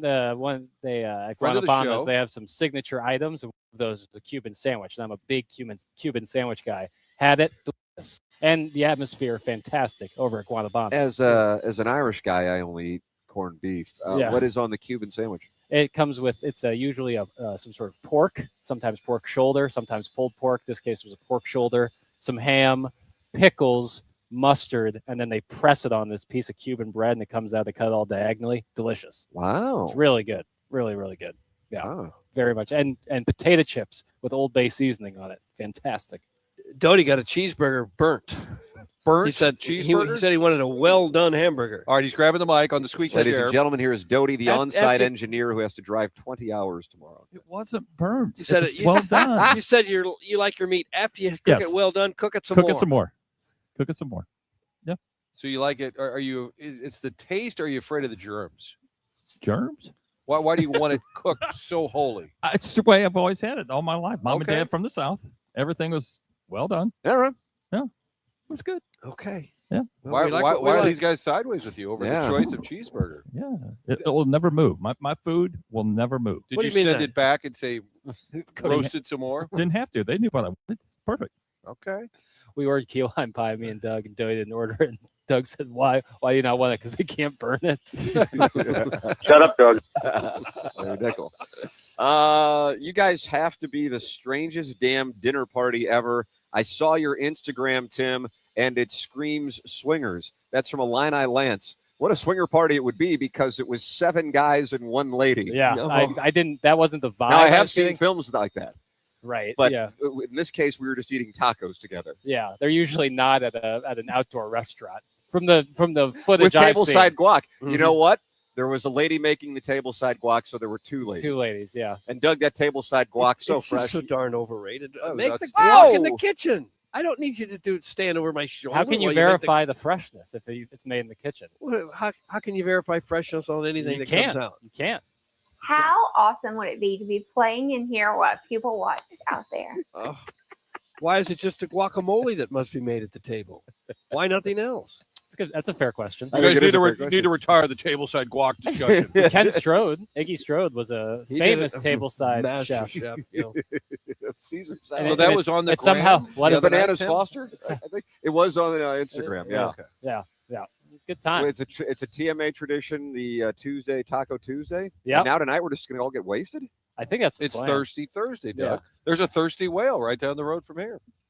I'm familiar with the Thirsty Turtle. There's a Oh, Thirsty Whale Turtle, too? I'm I was about sorry. to say I didn't know they The branched Thirsty out. Whale, I believe, is in Minocqua. Doug, is that in Minocqua, Wisconsin? I don't know where the it Thirsty is. Whale? I This don't would be the Thirsty Turtle, which apparently is a local frame. I've seen it in multiple places. Ring.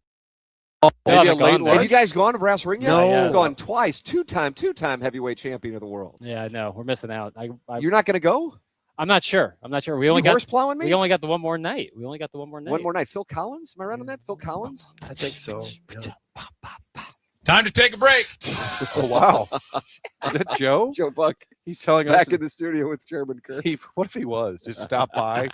and we weren't there. When Joe tells you to take a break, does that mean he needs to get off the phone? Like I'm done with this call. Like, sir, let's take a break. The morning after at InsideSTL.com is how you can email in and win the Design Air Heating and Cooling email of the day. The morning after at InsideSTL.com. And going to 100 West Dental is how it can get your teeth looking real nice like Bill, real nice like with Dr. Brandon Pryor on Manchester in Baldwin. It's 100westdental.com, and that is my guy. When you look in the mirror and smile, what do you see? Jagged teeth, yellow teeth, grinding your teeth from stress, coffee habit. Has it caught up to you? It's not just about vanity and looks, though. It's about looking and feeling your best with a healthy smile. And Dr. Brandon Pryor at 100 West Dental's my guy. They do more than your typical dentist.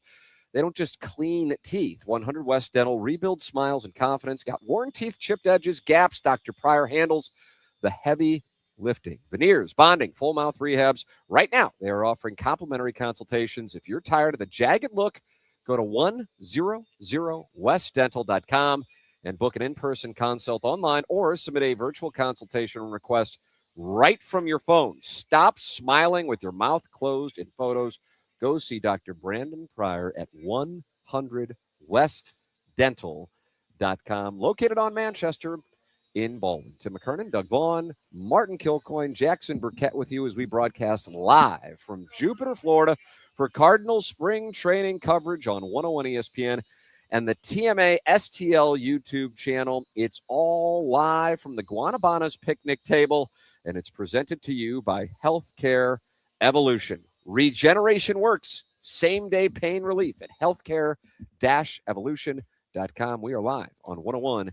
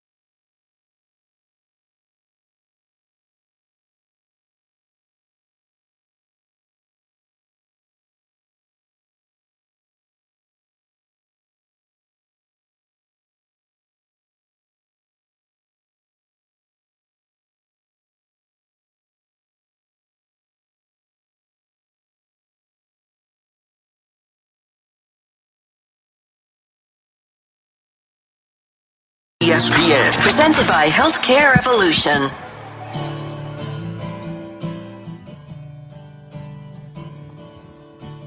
Broncos thought they would win this time, but we blocked the kick and made everyone cry. Now we head to Buffalo and they say we're going down, but we ended their season last year in that town. Both teams have a lot of injuries, and even if we lose, we keep the #1 seed. Bills look good, but they can't stop 1-5, and Kansas City can't survive. Kansas City can't survive. On and Pacheco running ready all for day our long. Kelsey All right, and I'm Hopkins about ready got left to the listen to this. song. Cats in the Cradle? Is that what you think this is? Channel? Too many things these old Chiefs can't do. And then kind of have this. Martin, Iggy's in the YouTube chat. Brought to you by Michelob. Glad to see he's got some free time. Juno Beach Cafe is where we got the 10 nice size fritters. Guanabana's fritters weren't that good, is what Iggy said. They were great That's the last picnic night. table sponsor. They were real great last night. Shrimp fritters. I thought it was the Juno Fish House. Juno Beach Cafe is where you get the pan cans. Yeah, Doug, Juno the Beach pancakes. Cafe is right next to the Thirsty Turtle. That's right. IHOP is where you get pan coins. That's correct. But we had fritters last night, counted them, 10 exactly. They were nice size and they were great. Yeah, 2 biters. Yeah.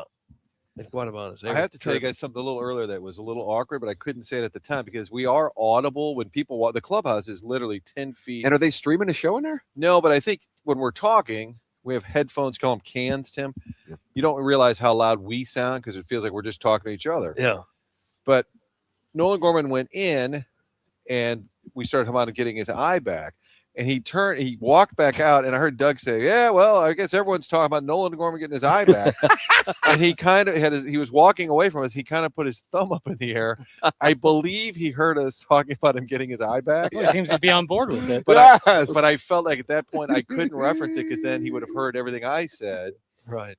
And so he's probably wondering why we're talking about him getting his eye back. Well, it's part of a song. Nolan Gorman got his eye back. There it is, right there. I think, Doug, I'm aware. I know, but he would. Well, he doesn't know. No. So we may have to get him on the Friday Flourish to Friday explain to Flourish. him what's going on. The club is on the field right now working out. And Where's the grass? It's right there. Right there. There are some. That might have just Doty's been got added. cameras everywhere. Technical director Doty live on site here. Last seen sleeping in the Hubbard vehicle. Yes, on a Sunday night or Saturday night in Jupiter, Florida. Iggy is back in the Michelob Ultra YouTube chat.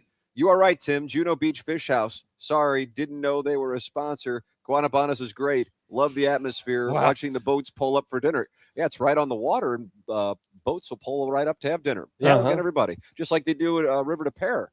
Yes. But they don't have to apologize for their fritters. Doug, have you been to a River de Pear fish house? I have not. One day I want to hold a panda bear. Would you be into something like that? If it was a nice restaurant, I Yeah. guess. I don't recommend holding them. A panda bear? Any kind of bear. It would maul you. Yeah. I don't think they're mean, but they'd have big claws that could No, get you. Whether they they'd want mess to. you up. They'd mess you up. I don't know. Ooh, you want to take a run? I don't think koala bears come after people. This is a panda bear. Koala he bear said- is a marsupial. Okay, I was thinking koala. Who had the first Yeah, kid? panda. You wouldn't want it. Too big. Yeah. You wouldn't want it to deal with. Cousins with the raccoon. Trash panda. What? That's right. What do you mean, what? You questioning his zoology? You said Seriously. cousins with the raccoon? Yes. Okay, fine. How do you know that? I went to camp at the St. Louis Zoo. Okay. For one. Did you really? Day camp, yeah. Nerd. Yeah, it was super nerdy. I was like, where are the sports? How was the ass? Oh, When I was 10. Oh, I'll withdraw. I'll withdraw from Do you today's think I, field. do you think I went to Okay. day camp in my Okay, early talk 20s?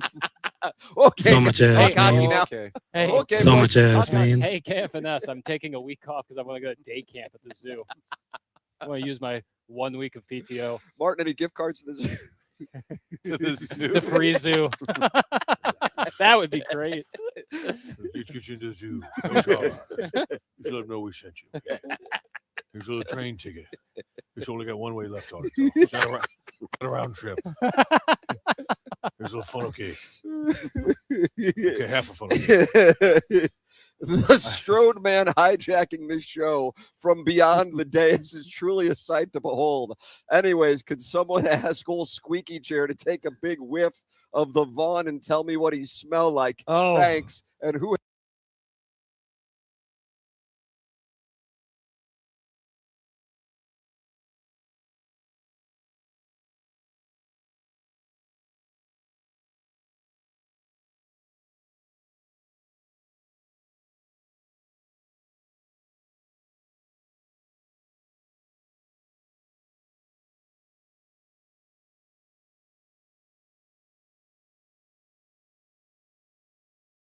there. I think you were up and doing Two Fox interview with him. I thought the biggest takeaway was he didn't say the Cardinals messed up with Jordan Walker in 2023 like that, but in a way he was saying they probably shouldn't have valued his early spring training offensive stats because that clearly was a blind spot. That was got a little too excited too yes, soon. That to me was a polite way of saying they wish they had that one back, even though he wasn't part of the organization. And basically throw away all hitting numbers in the spring. Correct. Because of all the different elements. He said that got a big reaction from the audience when he said it. I can tell you that. And yet Walker still had a pretty good rookie season. It wasn't the rookie season that was bad. It was after that. Well, he was sent up and down. Yeah. But I think the point he's saying is then if you get there too soon, then the work you needed to do or the development didn't take place that needed to take place. Yeah. He's got to have the biggest microscope. I mean, even if Weatherholt makes team day one, and people will be excited whether he struggles right away or succeeds. I still think the focus is going to be on Walker. And based on my video I put out there, the amount of people commenting on it, mostly negative, I don't know if anybody has a bigger target on their back in terms of fan. Do you think on this team other than Jordan Walker? Yeah, I would say. I mean, Ollie takes a lot of crap, but I think this year with expectations lower, that comes down a little bit. It just seems the Walker topic is still what's most people are talking about. Yeah. And Gorman's been here longer. Yeah. Because when Walker came up, we pretty much all of us thought this is going to be the next big deal. Yeah. This guy's really going to be a star. And he may still be. The problem is, and maybe I'm missing one. Now, Oscar Taveras, of course, that goes without saying, a significant moment, a tragic ending. But if you want to go back, if we're going over the last 2 decades, who would you say have been the most hyped prospects? And then I realize Weatherholt has hype, but he hasn't got to the big leagues to get the verdict on that. There are 3 standing out to me, and I'm taking. And what's the arrow from when? The last, I'll say, 2 decades. Okay, so Colby Rasmus is in there. Yes. And Walker is in there. Yes, and I got one more that I'm thinking of. I might be missing one, and it'll sound like a joke now, but hell, it was 5 years ago. I was sitting right over where that building is now, interviewing him, and he was the guy. Jack Flaherty? No. Initials, and, please. And Flaherty delivered. I'll do initials for you. Unless you want to fire a bet at the pot, Martin. But, you said 5 years ago? Maybe it was 2020, right before COVID hit here. So Cardinal prospect, he's probably thriving somewhere else. Failed here. No, Dylan Carlson. There you go. Yeah. And I might be missing one in there, but if you're going back about 2 decades, maybe a little less. But that's the context. You're talking about offensive prospects, and then they get to the major leagues, and you see what's wound up happening.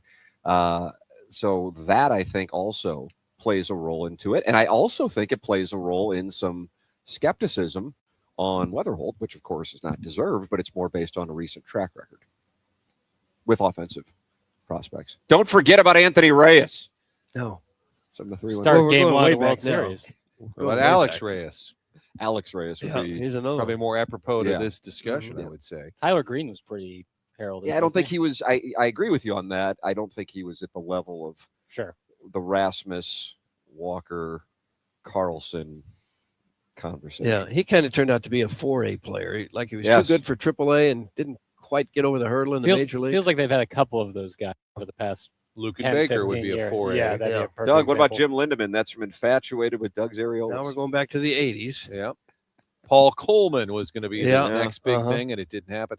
I had an off-air discussion with Heim Bloom about drafting high school versus college. I said, I would think now as quickly as you try to get these guys to the big leagues, that college, then they've got the 2-3 years under their belt. And he said, yeah, but it depends what kind of coaching they got, which maybe they don't, it doesn't fall in line with what your strategies are. But I would think like a Weatherholt, who had time at West Virginia, he's already put in, he's not 18 coming out of high school.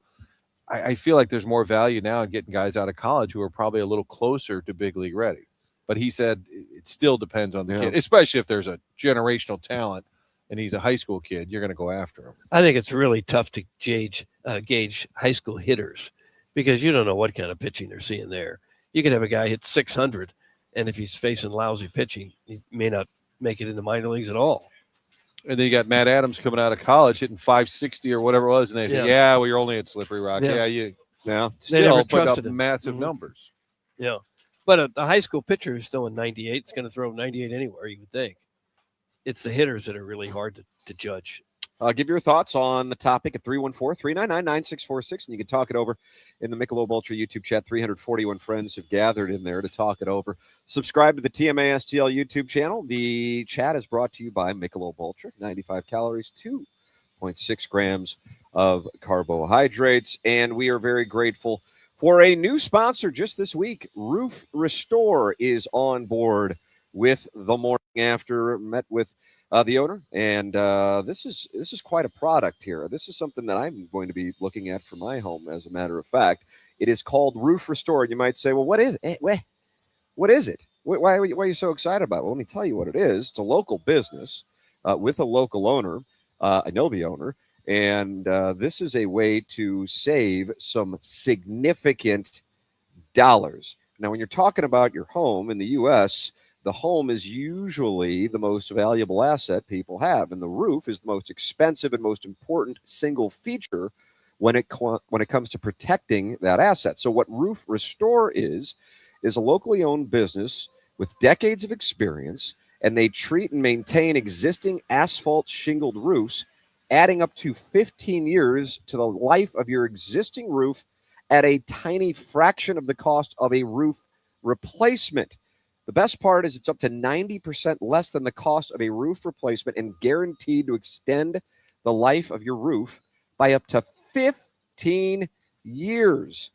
Visit notanewroof.com. That's notanewroof.com, or call 314-279-ROOF today to see if your roof is a candidate, and save your roof and save your money. It's notanewroof.com.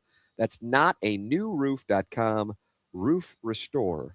Notanewroof.com. New sponsor here on the morning after. We are in the Marcana Evergreen Wealth Strategies 9 o'clock hour. Tim McKernan, Doug Vaughn, Martin Kilcoyne, and Little Jackie Papers at the end of the dais. If you're watching it, it is on the TMA STL YouTube channel and live here on 101 ESPN. It's the morning after from Cardinals spring training, and it's all brought to you this week by Healthcare Evolution. In pain? Stop pain fast with same-day relief at healthcare-evolution.com. This is TMA live from Cardinals spring training on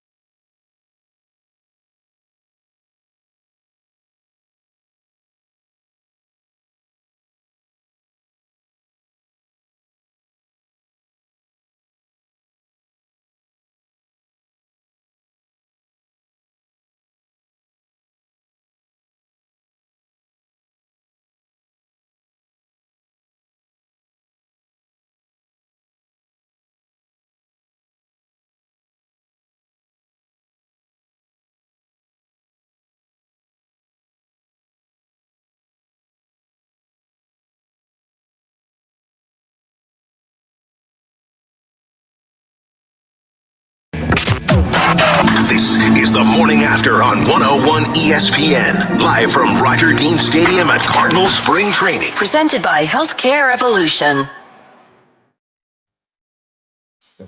I'm stuck on Bodak Yellow, dog.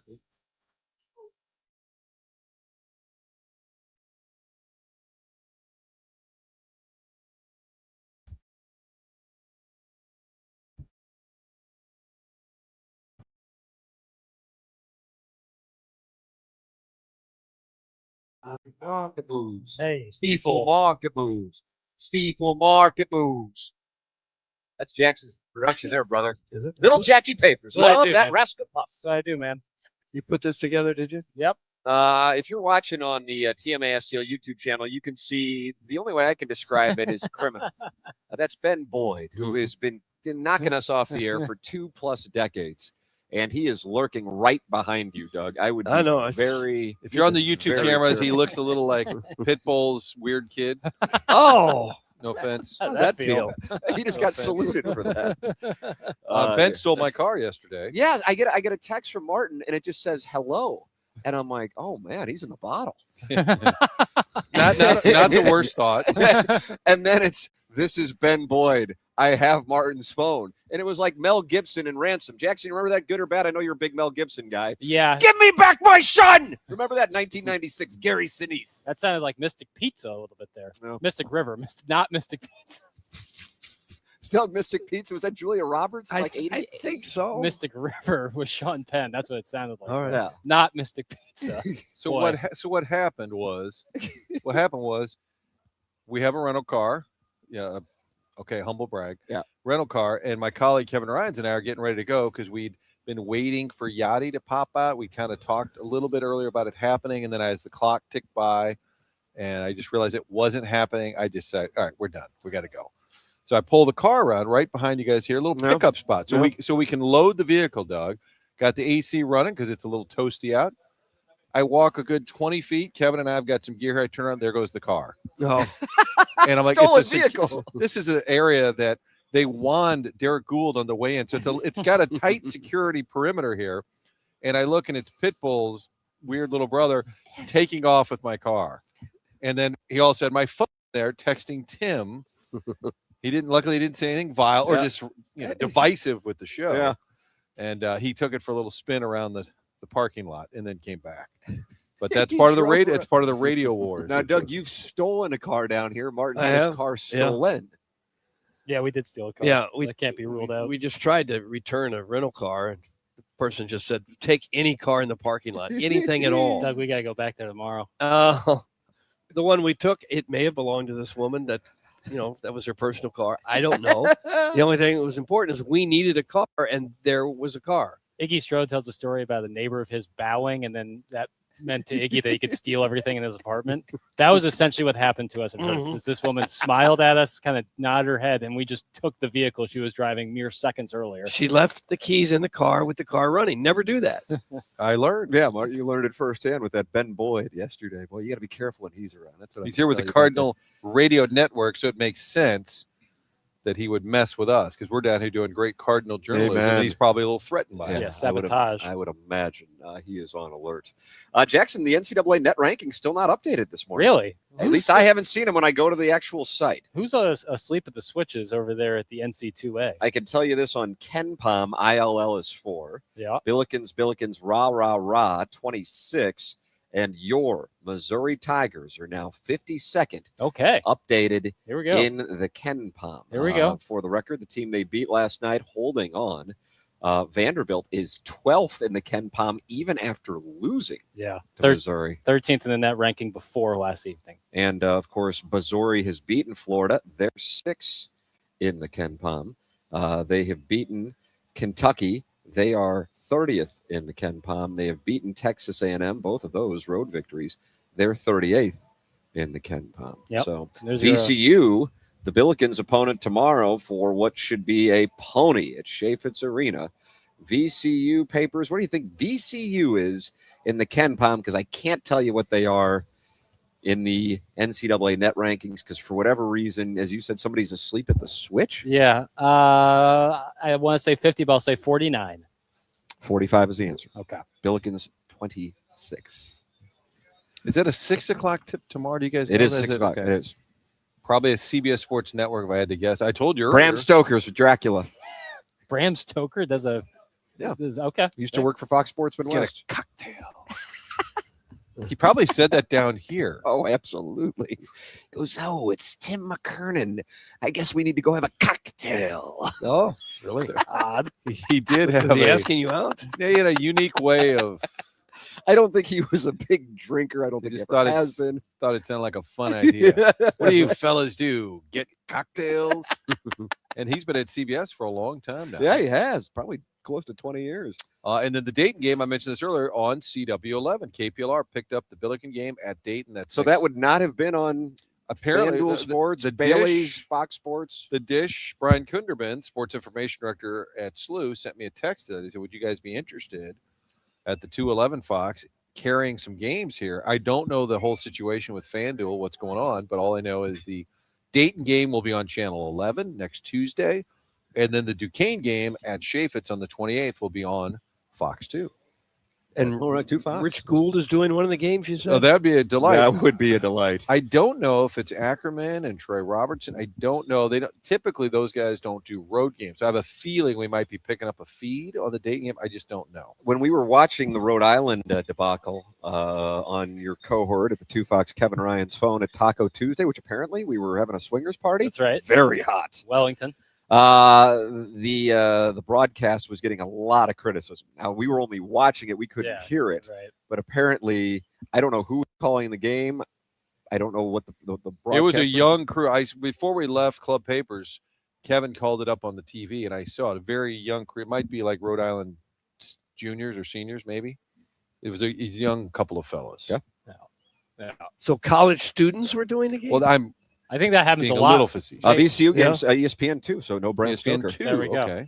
ESPN Plus games, they stream damn near every college basketball game. Right. And they're not going to send broadcast crews out to a lot of these smaller schools. So if you have a journalism or even just student broadcasters there, give them an opportunity. Yeah, I mean, good break for them. In-house production. Guys, it was a student broadcast. Yeah. How about that? It looked like That's it. very common in smaller schools on ESPN Plus, which is obviously going to be a mixed bag.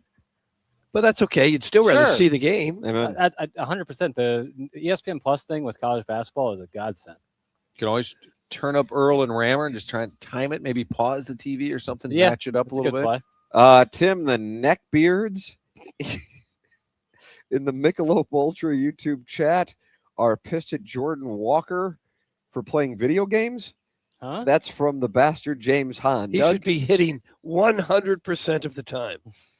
Never stop hitting. I don't know. Let me. Well, that was a critique. Remember last year when he came back with the team, or was it 2 years ago, that he had posted some video of him playing a video game? It was a thing in the past. I don't know if that's current, but I would also ask, these guys are 22, 23, 24.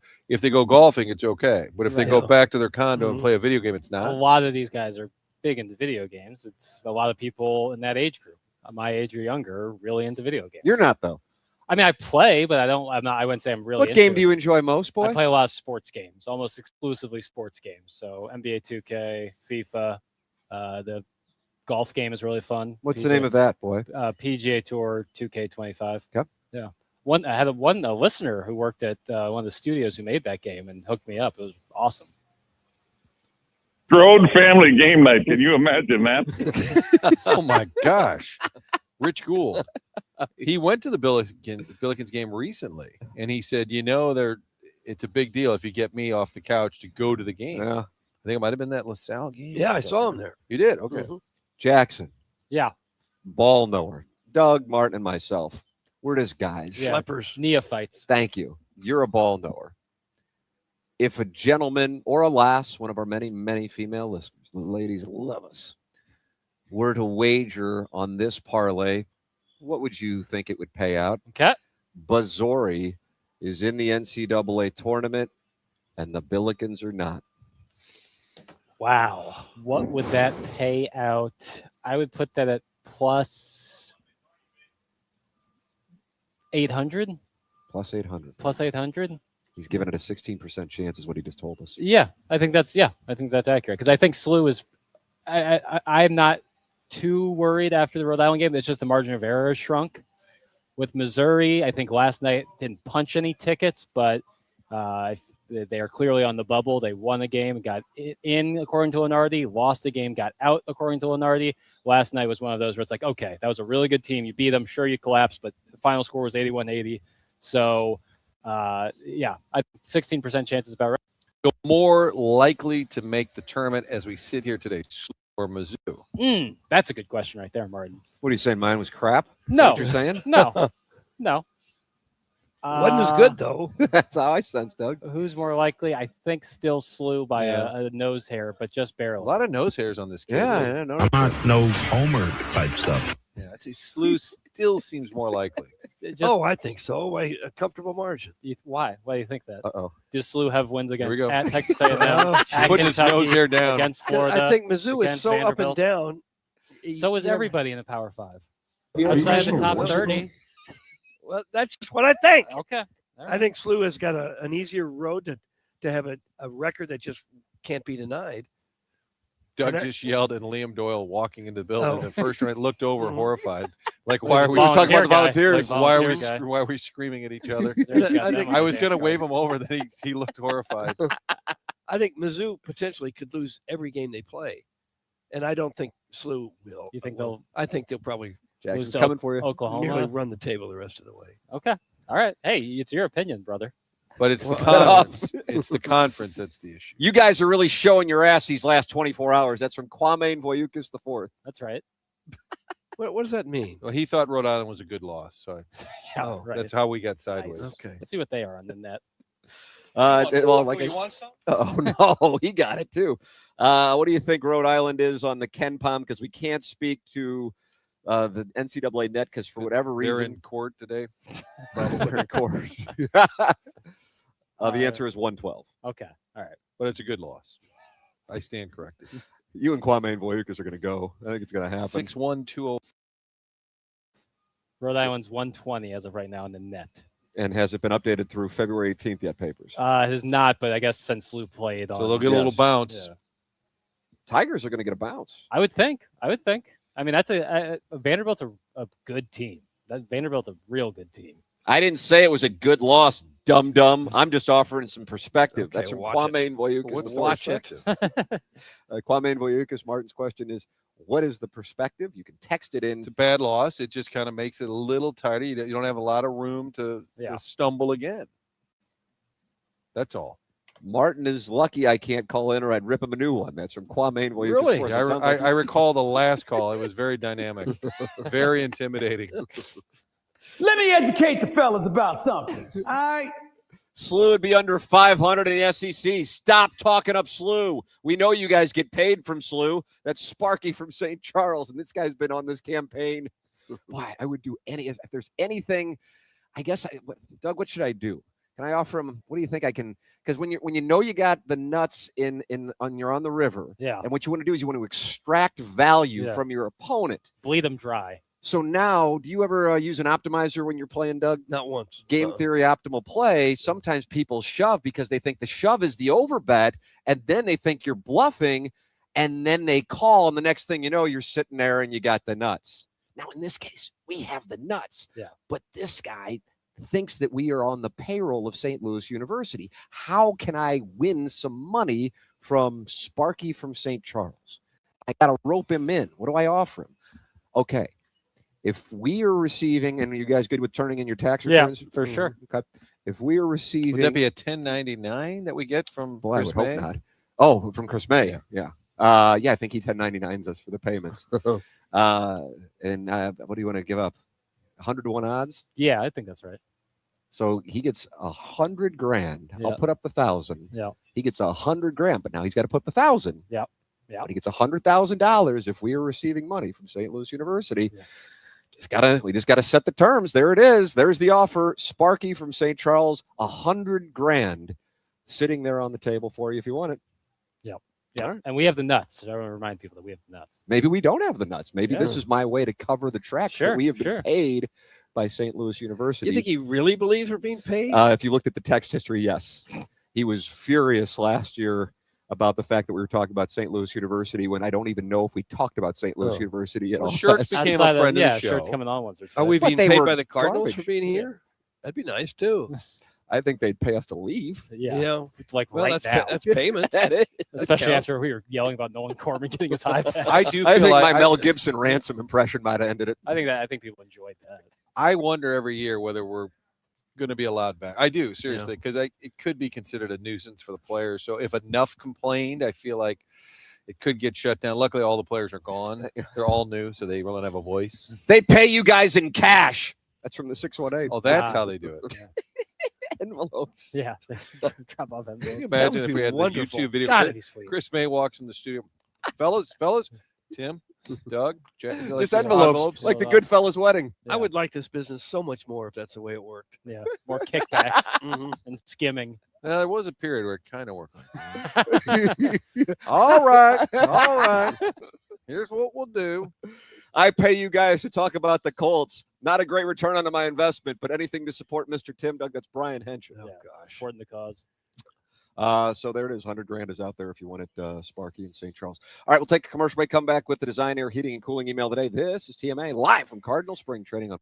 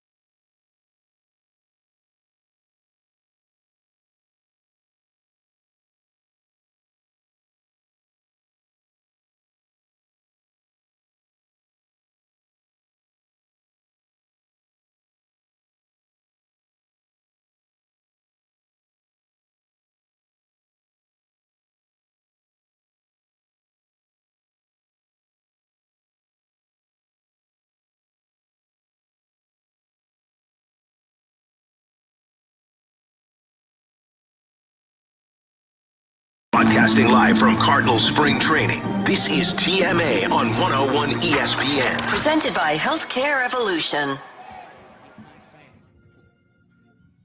Mike was my best friend.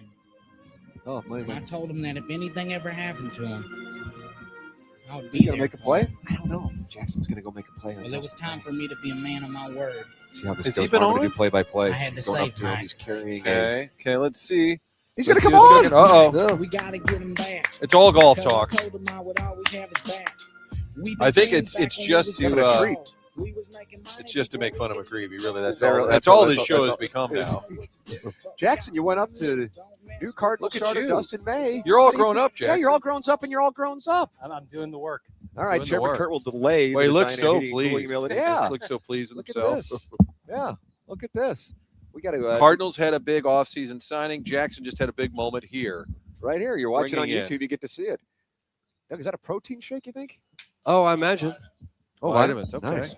Look at that. Well, I'll tell you, if I didn't know any better, it looks like Guinness right there, doesn't it, Mark? Yeah, I wouldn't mind a Guinness. Yeah. Dustin, good morning. Welcome to the program. Yeah, thank you for having me.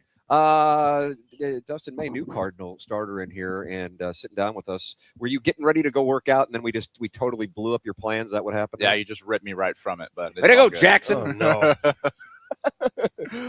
Dustin May sitting down with us here from Jupiter, Florida. And Cardinal this is a spring veteran training. guy. He could have easily said, I got a meeting. I have a call. Yeah, I have X, Y, and Z that I Yes. need to go. And you could have blown it off. I but like yet when here you guys are. We pause. appreciate that. And then they say, and actually, Liberatory said to me, he goes, I got a 2:00 meeting. And Brian Barth was saying, wow, a meeting. And I was like, and he left the building. He actually left. I thought that might Maybe he mean did. tea time. 2:00 meeting. Dustin, it is great to talk it over with you here. Now, we have heard from a few of your cohorts in the pitching staff that you are already establishing. They are looking to you already as a bit of a leader, and yet here you are. What, 28 years old, right? Yeah, 28 years old, but yet a leader already with the success you've had in your career and being a part of World Championship. How do you see things in the clubhouse here in the very early going of Cardinal spring training? I think it's great. I enjoy kind of stepping into that role. I haven't really been in that role, but I've watched a lot of really good veterans in the game. So I kind of have picked the things that I like that I don't really like about how they go about things and the way that they can kind of address like younger guys. And I'm still kind of on the younger side, so I still feel like I'm kind of that like middle bridge between the super vets and like the brand new guys. So I feel like I'm at a very good spot in my career to be able to come into this organization and try and help some of the young guys guide their way through their first couple of years in the big leagues. When you came up with the Dodgers, was Kershaw the guy you gravitate toward? I mean, there's a lot of big stars in that clubhouse. Yeah, no, for me, it was more of just like watch and observe. They got a lot of guys over there that are just kind of like do as I do. I didn't really have that person that kind of took me under the wing. Coming up when you're like really young, you always think like, oh yeah, this guy is going to help me out, blah, blah, blah, blah. But for me, it was more, all right, you're here, just show up to the field, do what you do. And if you don't, you'll get sit down. If you do, you'll be great for me. So I feel like I would have liked a little bit more of like the kind of guidance taken under the wing kind of role. So I feel like I'm going to try and step into that role as kind of an older guy on this team. What kind of things have you learned over your career that you can help with young pitchers? The biggest thing is just consistency. Whether you're coming into the field and you're going through a rough patch or you're going through the best patch of your life. I mean, it's not trying to get too high on yourself, not getting too low, just making sure that you're coming in every day, doing what you need to be doing to get the job done to be able to put out the best product on the field. What's it like coming up? Because there was a lot of attention on you, man. I mean, a lot of hype. How did you handle that? How did the organization handle that? And how did that play into the early stages of your career? Yeah, no, I felt like I felt like they did a really good job of kind of letting me come up to the big leagues and start, kind of get my feet wet, and then putting me in the bullpen. I felt like that was kind of a good, like, eye-opening experience to be able to be like, you can do either role. Early in my career, I always did the start during the season, and then as we got to the playoffs, I mean, you only need 3 starters, and we've got plenty of vets over there to be able to do that. So I would always step into that like long relief, high leverage, or just kind of step into all right, you got to start today, give us 2 innings, and then we're going to piggyback off of you. So I've kind of bounced around. I've done a lot of the jobs. I've pretty much done everything except close. So yeah, I'm excited to be over here and kind of guide some of the young guys if they have any questions or how to prepare, how to do this, how to do that on a daily basis. What do they tell you or your agent when they sign you? Because obviously they're going through a little transition here. What do they articulate to you? Yeah, no, that was kind of something that they had talked about whenever that process was going through and we were deciding on where to go. It was like, you're going to kind of be stepping over here as kind of one of the older guys and probably one of the leaders and mentors of the group. So if you're up to that and would be up for that challenge, I think it would be a good fit. And I feel like at this part of my career and everything that I've been through, I feel like I have a lot of knowledge and adaptability in the game that I have learned to appreciate a lot more over my career. I feel like I'm in a good spot to like I said, help a lot of the young guys out. I'm reading here that your wife saved your life about a year and a half ago. Yeah, she did. She forced me to go to the hospital to get some CAT scans or CT scans, whatever it was, MRI for my esophagus to make sure that everything was okay, and it was not okay. So if I wouldn't have went to the hospital that night, I definitely would have passed away. Oh, really? My goodness. And that's from eating something? Yeah, it was from food compaction. Yeah. I'll be darned. Yeah, it was very, very, very like, oh, let's just go get it checked out, see if everything's okay. And then it was like, all right, this is like really serious. You're going to go into emergency surgery like right now. So wow. If I wouldn't have went to the hospital that night, I wouldn't have woke up probably. Holy crap, man. Yeah, it was very eye-opening experience. And I definitely gained a lot more gratitude for life and especially the game, to just be able to come out and play and be able to, even if it's not at like your best that day, like just being able to appreciate putting the spikes on and being able to go and do it every day. Yeah, you were a really young guy for something like that to happen too. You're probably thinking you're immortal as a professional athlete. I mean, not really. It was after my second elbow surgery, so I had already kind of been transitioning out of that like, oh, I'm impenetrable kind of phase, and that really kind of stopped me in my tracks of being like, take a step back and not just appreciate baseball, but like appreciate life and being able to wake up and kind of live a normal life. So yeah, it definitely opened my eyes to a lot of things. Has it affected you physically at all? Or you completely Not done now, with that? not now, but definitely it definitely took about 6 months to feel like halfway normal. And then at that 6 month part, like it happened in June. And then about the 6 month part, it was like middle of January. And then it was like, all right, spring training's here. Go earn a job. And it was like, well, I'm not really physically or mentally like back to where I would like to be, but I don't really have a choice. So we got to go and compete and try and get a spot for the opening day. How about the experience, just Dodger Stadium, the star power, and just in that building? It's such a great, and I love the fact it's an old school stadium, and they never talk about we need a new one. Yeah. What's it like to have that as a home base? It was incredible. Being able to go to LA and play every day, it was fantastic. I mean, the stadium's always in tip-top shape. The guys over there are fantastic. I feel like they do a very good job taking care of guys, taking care of the field, making sure that you have everything that you need. So I feel like coming over here, they're doing a fantastic job, especially with the new spring training complex. I feel like they're doing a very good job investing into players and trying to maximize their potential, especially with the new young group coming through. I feel like they're doing a very good job trying to put their best foot forward for the future. Now, I do like logistics. These guys know I like it. So here, my theory about Dodger players, because the traffic is so awful, when the game ends, you got to just kill some time and sit around the clubhouse a little longer. Is that true? False. No, you just get right out of there? Yeah. Just sit in traffic? If you want to sit in the clubhouse, you better be sitting in there for over an hour.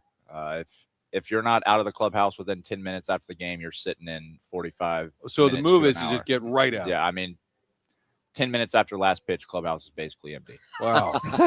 So everybody knows it. Yeah, especially on firework nights. If you can get out, you got about an extra 5-8 minutes because it takes the crowd to what they want to watch or do the drone show now. It's not even fireworks anymore.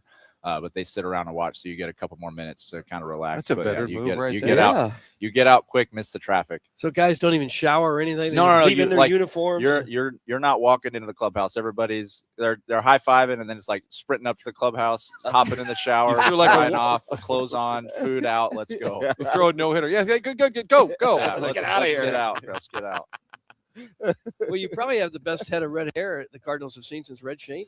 This is nice. Yeah, I mean, I cut it right before I got here, but it'll get long throughout the year. I'm not gonna cut it again. So does the missus have a preference? She likes it long. She likes it long. So it's definitely going back. Yeah. It's coming back for sure.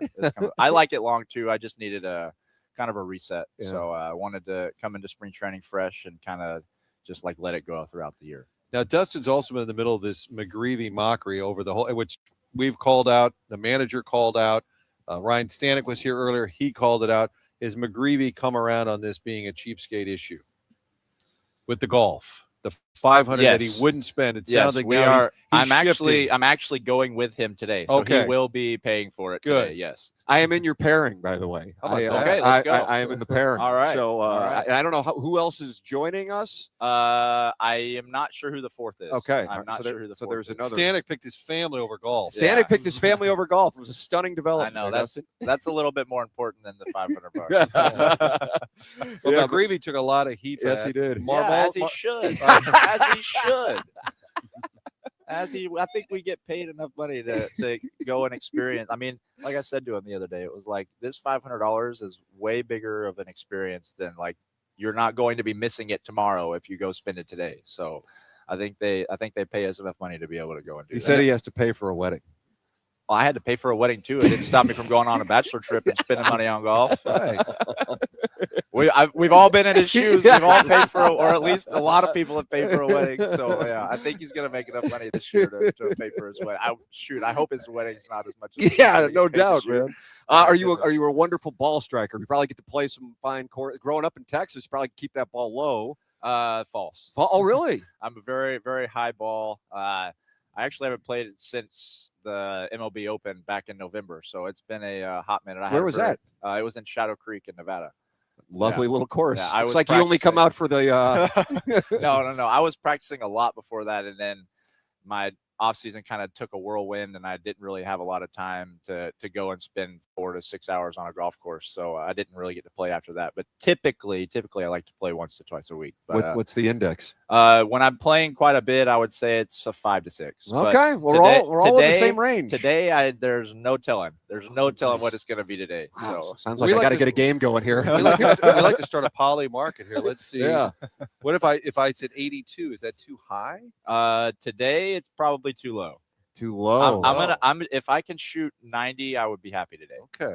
Man, now I feel like you're setting me up. No, like I'm saying, I haven't played since the middle of November, so it's been quite some time. Did you shoot at Shadow? Shadow shot at 82 the first day and Ooh. 79 the second day. Oh, Yeah, I think under on 90 would be good. I'm going to go under. And McGreevy, he didn't play Grove, but he went and played someplace, and he told us it was $50. I don't know where that was. Yeah. He was bragging, I think, that it was so cheap. Yeah, I mean, the golf out here is a lot cheaper than Phoenix. Phoenix golf for spring training, you're praying for around under 150, 200 bucks. Is that right? So, They don't comp you everywhere. You tell them who you are. Right this way, sir. There's one course down the road that'll give you like the MLB rate, but like outside of that, you call and they'll be like, "Oh, great, you can pay for it." We know you got the money. Yeah, exactly. But yeah, Florida has a lot cheaper spring training golf, so I'm definitely excited to start playing a little bit more. Have you played Grove down before? I haven't. No. All right. No. I got to play it Sunday. We'll get out there here. And McGreevy's going to be giving us pops. All right. He's the low guy. All right. He's like I feel like now he's going to show up with like a bag of quarters to pay. Like Yeah. we painted this terrible picture of this fine young man. Typically if I'm going out with a young guy like that at a nice course, I would pay for it. But like it's got to be like I'm setting a precedence to where like he needs to pay for his round now. Feel it a little bit. Yeah, he needs like, buddy, step up. It's okay. You're in the big leagues. His dad told him to tell you that Wainwright would have paid. That's okay. That's okay.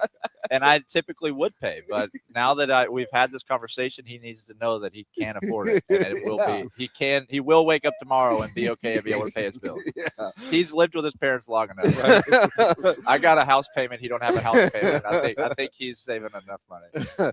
Dustin, appreciate the time, man. Thanks so much, and best of luck this upcoming season. Yeah, thank you for having me. There he is. That's Dustin May with us, sitting down here on the morning after 101 ESPN Live from Cardinal Spring Training, brought to you by Healthcare Evolution.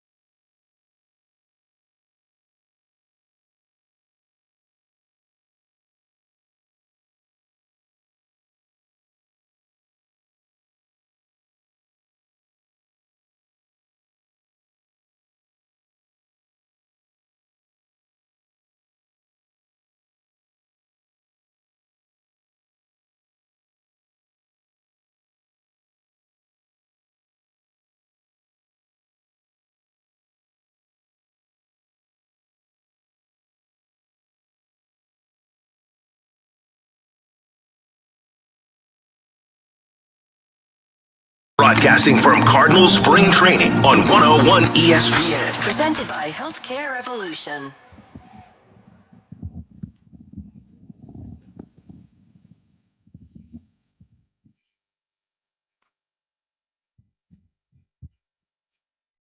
Doug, you like this or not? I can barely hear it here. Dang. You don't hear this beat? Barely. Let it breathe. It's Johnny Gill, man. Yeah. Yeesh. So Martin, you're lucky that Kwame and Boyukas IV can't call in. Well, I think the audience is lucky for being He accurate. is mad as a hornet. Have I updated the NCAA net because they just came out? I don't think I have. No. Correct. All right. Illinois, number 4. It's Michigan. How about Michigan and Duke playing this weekend? I know. Out of I nowhere. had no idea. Did you know about that? No. You didn't know about that? No. And I'm a Did you guys know ball about it? No. That just random non-conference right in the middle of the one Big Ten? Yeah, it's pretty awesome. So when Adam Long was out there with us yesterday, he's a Duke guy, and they're all fired up. They're playing in Washington, D.C. Doug, it's the dominance in the district or something like that they're calling it. Is that it sounds like a swinger party. Oh, why does everything get back to swinging? Dominance in the district? I feel like you're kind of kink shaming there. I have to tell you that. Me? Yeah. No, Doug's the one who's kink shaming. It's like you're like, oh, I'm a sub. May I join you? This whole show is in code. Like when you say ball striking, are we talking golf? Do you think? Right. Oh, See, Martin asked a fair question.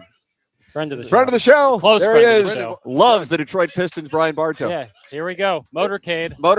Yep. I'll I'll adopt the Pistons. Back in action. Stop by. We need Bartow to make an appearance on the show. Loyal listener, Brian Is Bartow. Beef Stew still on suspension? They're talking Pistons. Detroit off air. Pistons conversation. Luckily, Brian missed the ball striking Yeah, discussion. yeah. Illinois is at 4. Yeah, Duke and Michigan. Michigan 1, Duke 2, Arizona 3. Boy, I really liked them against BYU last night, but I bet they didn't cover. I don't know what the spread was. They won by like 8. Yeah, I wouldn't think they did.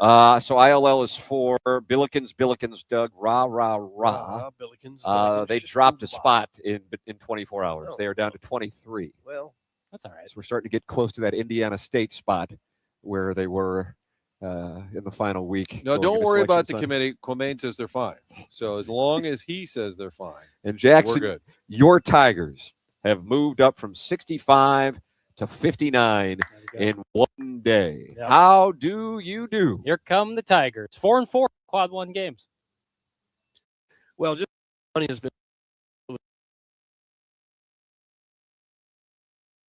perhaps a What?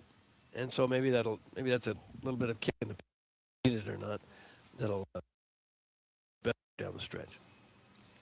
And that's because of the Take my money. payments that Yeah, we're getting? Yes, absolutely. Yeah. Shirts more or less said it. This is the perfect game for them. VCU's red hot, trying to win the A10 outright, trying to steal that NCAA bid. This is great. It's a big old showdown. I love this. Yeah, this one. We'll land in St. Louis. Doug, the welcome committee there when you get picked up. Always affable. Yeah. Well, I'm flying PJ, I think. Oh, so, you're going to yeah. private jet. Oh, I guess if you fly with Jackson, it's Yeah. private. The dirty unwashed won't be able to find me in the back of Lambert. I'm flying out of Wadi. Nonstop, though. There you Also go. Hard University. That is BSO. Okay. BSU. And you got to stop on your private jet, Jackson? Yeah, just for maintenance. You know, it's all you got to be safe when you're in the 2-hour skies. flight. Well, this bird is it's an older model. Oh, 2024? Yeah, but it's nice. Don't get me wrong. Are you stopping at Augusta just to grab some merch? Yeah, and then hit Waffle House, and then we'll be right back on the road. According to who? Arch said that to you? No. No. Jackson, the 101 app's down. It's in the 314. Come on, Jackson. That's so far. It's like, the not one my- app that's we not need to my have issue. up. Where do people think I have the buttons to fix the app here? What do Yeah. you think? What do You got a think goes on? lever in your pocket? Do I need to like post what my job responsibilities are so people know who to blame, and it's usually not me? I've done it, obviously. People could say I didn't, but I have. Okay. College football correspondent. Don't bring his name up to John Jay. It's Yeah, Martin. not a fan. And I have learned. I think he was concerned we were taking it a little too seriously, having Nevin Shapiro as a Miami correspondent. Guys, I've repositioned my desires for Mizzou to make the appointment. I want to see the disappointment on Pale's face in the YouTube stream the morning after they lose by 30 as an 11 seed. That's a healthy response. That's a healthy way to approach life in general, I'd say. Schadenfreude being what you look forward to. Now that kind of blows up the entire show. Oh, yeah. Yeah, no, it does. That was Prod Joe response there on my part. Instead of looking forward to Schadenfreude, maybe you ought to look forward to a redesign of your kitchen. Yeah, that's not a or your bad idea, bathroom actually. With Collier and Thompson. They've been doing work in St. Louis now since the 1950s, believe it or not. They have seen everything. They have improved so many houses. This is a company that you can trust. You never really know who you can trust to be in your home for a long time. Collier and Thompson stands behind every job they do during the process. They are always available for you. They are AAA rated with the Better Business Bureau. They've won a Torch Award from the BBB for their customer service. All their workers are insured. You have no worries when you have the Collier and Thompson people in your house. As opposed to that, your house is going to look like a showplace when these guys get done. They do absolutely fantastic work redoing kitchens and bathrooms, basements, wine rooms. Want to knock out a wall on the lower level. They do all that, and they do it all better than anyone in town. And Collier and Thompson is not one of those places where you gotta go and then you're gonna have to go 3 or 4 other places to find all the right guys. They got their own carpenters, specialized contractors, licensed electricians, plumbers, tile, drywall installers, floor guys. They got their own paint department. They do it all at Collier and Thompson, and they just simply do it better than anyone in town. Collier and Thompson is on Owen, next to Uncle Bill's Pancake House. Come on to quality online at collierandthompson.com. There it is. We'll have the Design Air Heating and Cooling email today coming up to TMA 101. All presented to you by Healthcare Evolution. Hair thinning, advanced peptide hair regeneration starts at healthcare-evolution.com. This is the Morning After.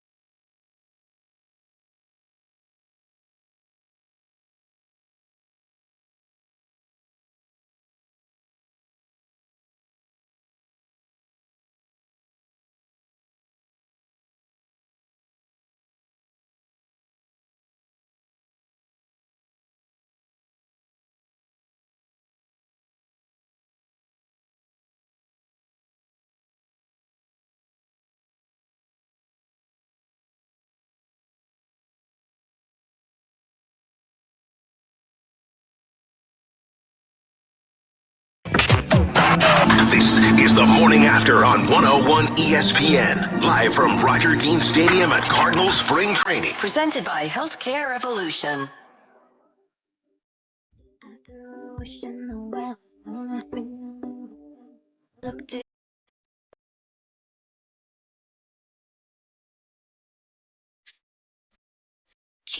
I wasn't looking for this, but now you're in my I didn't. This was a big hit. Probably 15 years ago. Harley Ray Jepsen. It was a Miley Miles. Doug, his first boxing match, didn't he come out fighting in the USA? I just don't. That's kind of a surprising choice. That's correct, Tim. Wow, thank you. I wish I could help you. You were trapped between the train that was blocking the stag bar? Yeah. I had to, I think, crawl under the tracks or between the tracks and the train. Yeah, I was on all fours. There was a woman with a bag over her head crawling through that train, too. She didn't want to be noticed at that boxing match. And look at this show now. Yeah. We're all grown up. Now Kiyoski's like, oh, no, I didn't know. But Yeah. leave that in the past, fellas.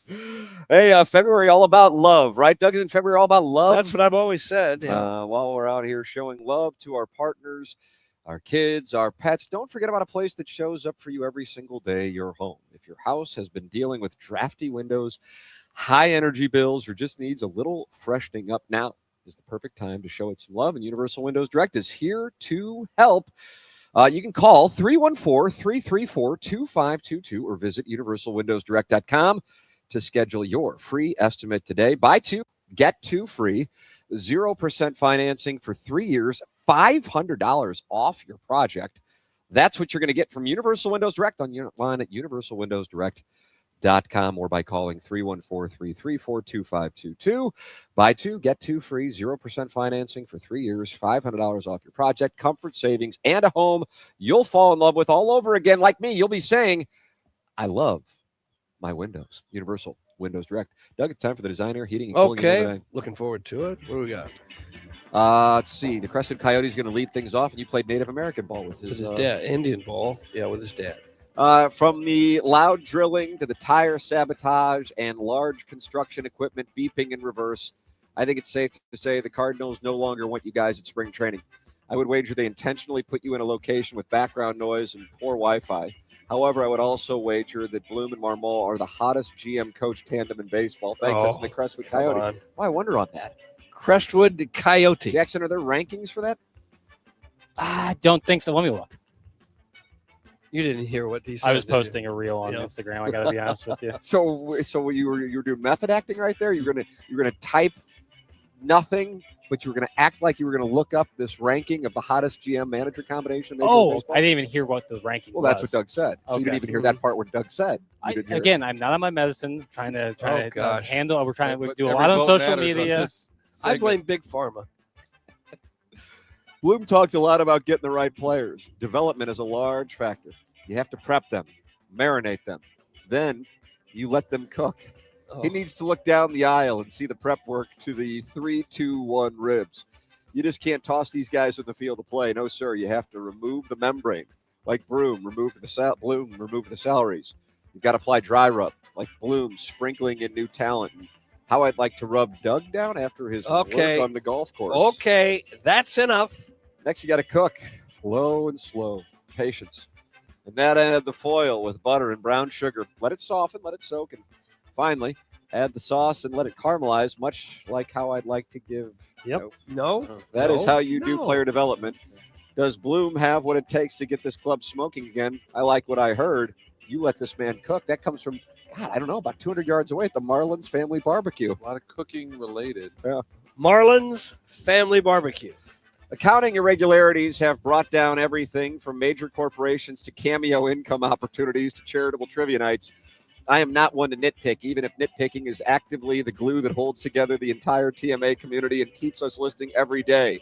But strangely, Jackson's monthly standings are apparently leaving out my third win of the month on Friday. I changed it. I guess Jackie Big Time was in too much of a rush to get to South Florida to use a putting green and play NBA Jam in a backyard shed rather than playing Grove 23 to actually keep accurate numbers. Thanks for mostly keeping up to the accounting, like mostly being able to drive yourself into work. That's from Shooter McGavin, the vice president of Doty's Thirst Trap, intentionally squeaking chair after sleeping in a van. Shooter McGavin. Doug, finally. Okay. I'm slumming at the Kirkwood Target, and I see an absolute rocket ship walking toward me. Short shorts, athleisure wear on point, green Nike kill shots on, so I know this person is into anything. Totally visible nerfs just staring right back at me. Oh. This dude has his camera phone on. Hey, Daddy, your phone's on, I says. Hot start. What a rush. Dopamine is coursing through my prostate.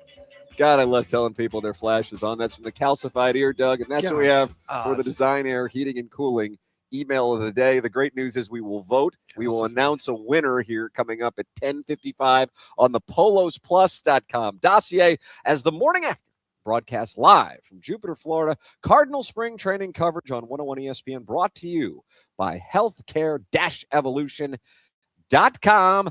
Healthcare Evolution, the sponsor of Spring Training Week here on the morning after. Check them out at healthcare-evolution.com. We're broadcasting from the Guanabanas picnic table. This is TMA.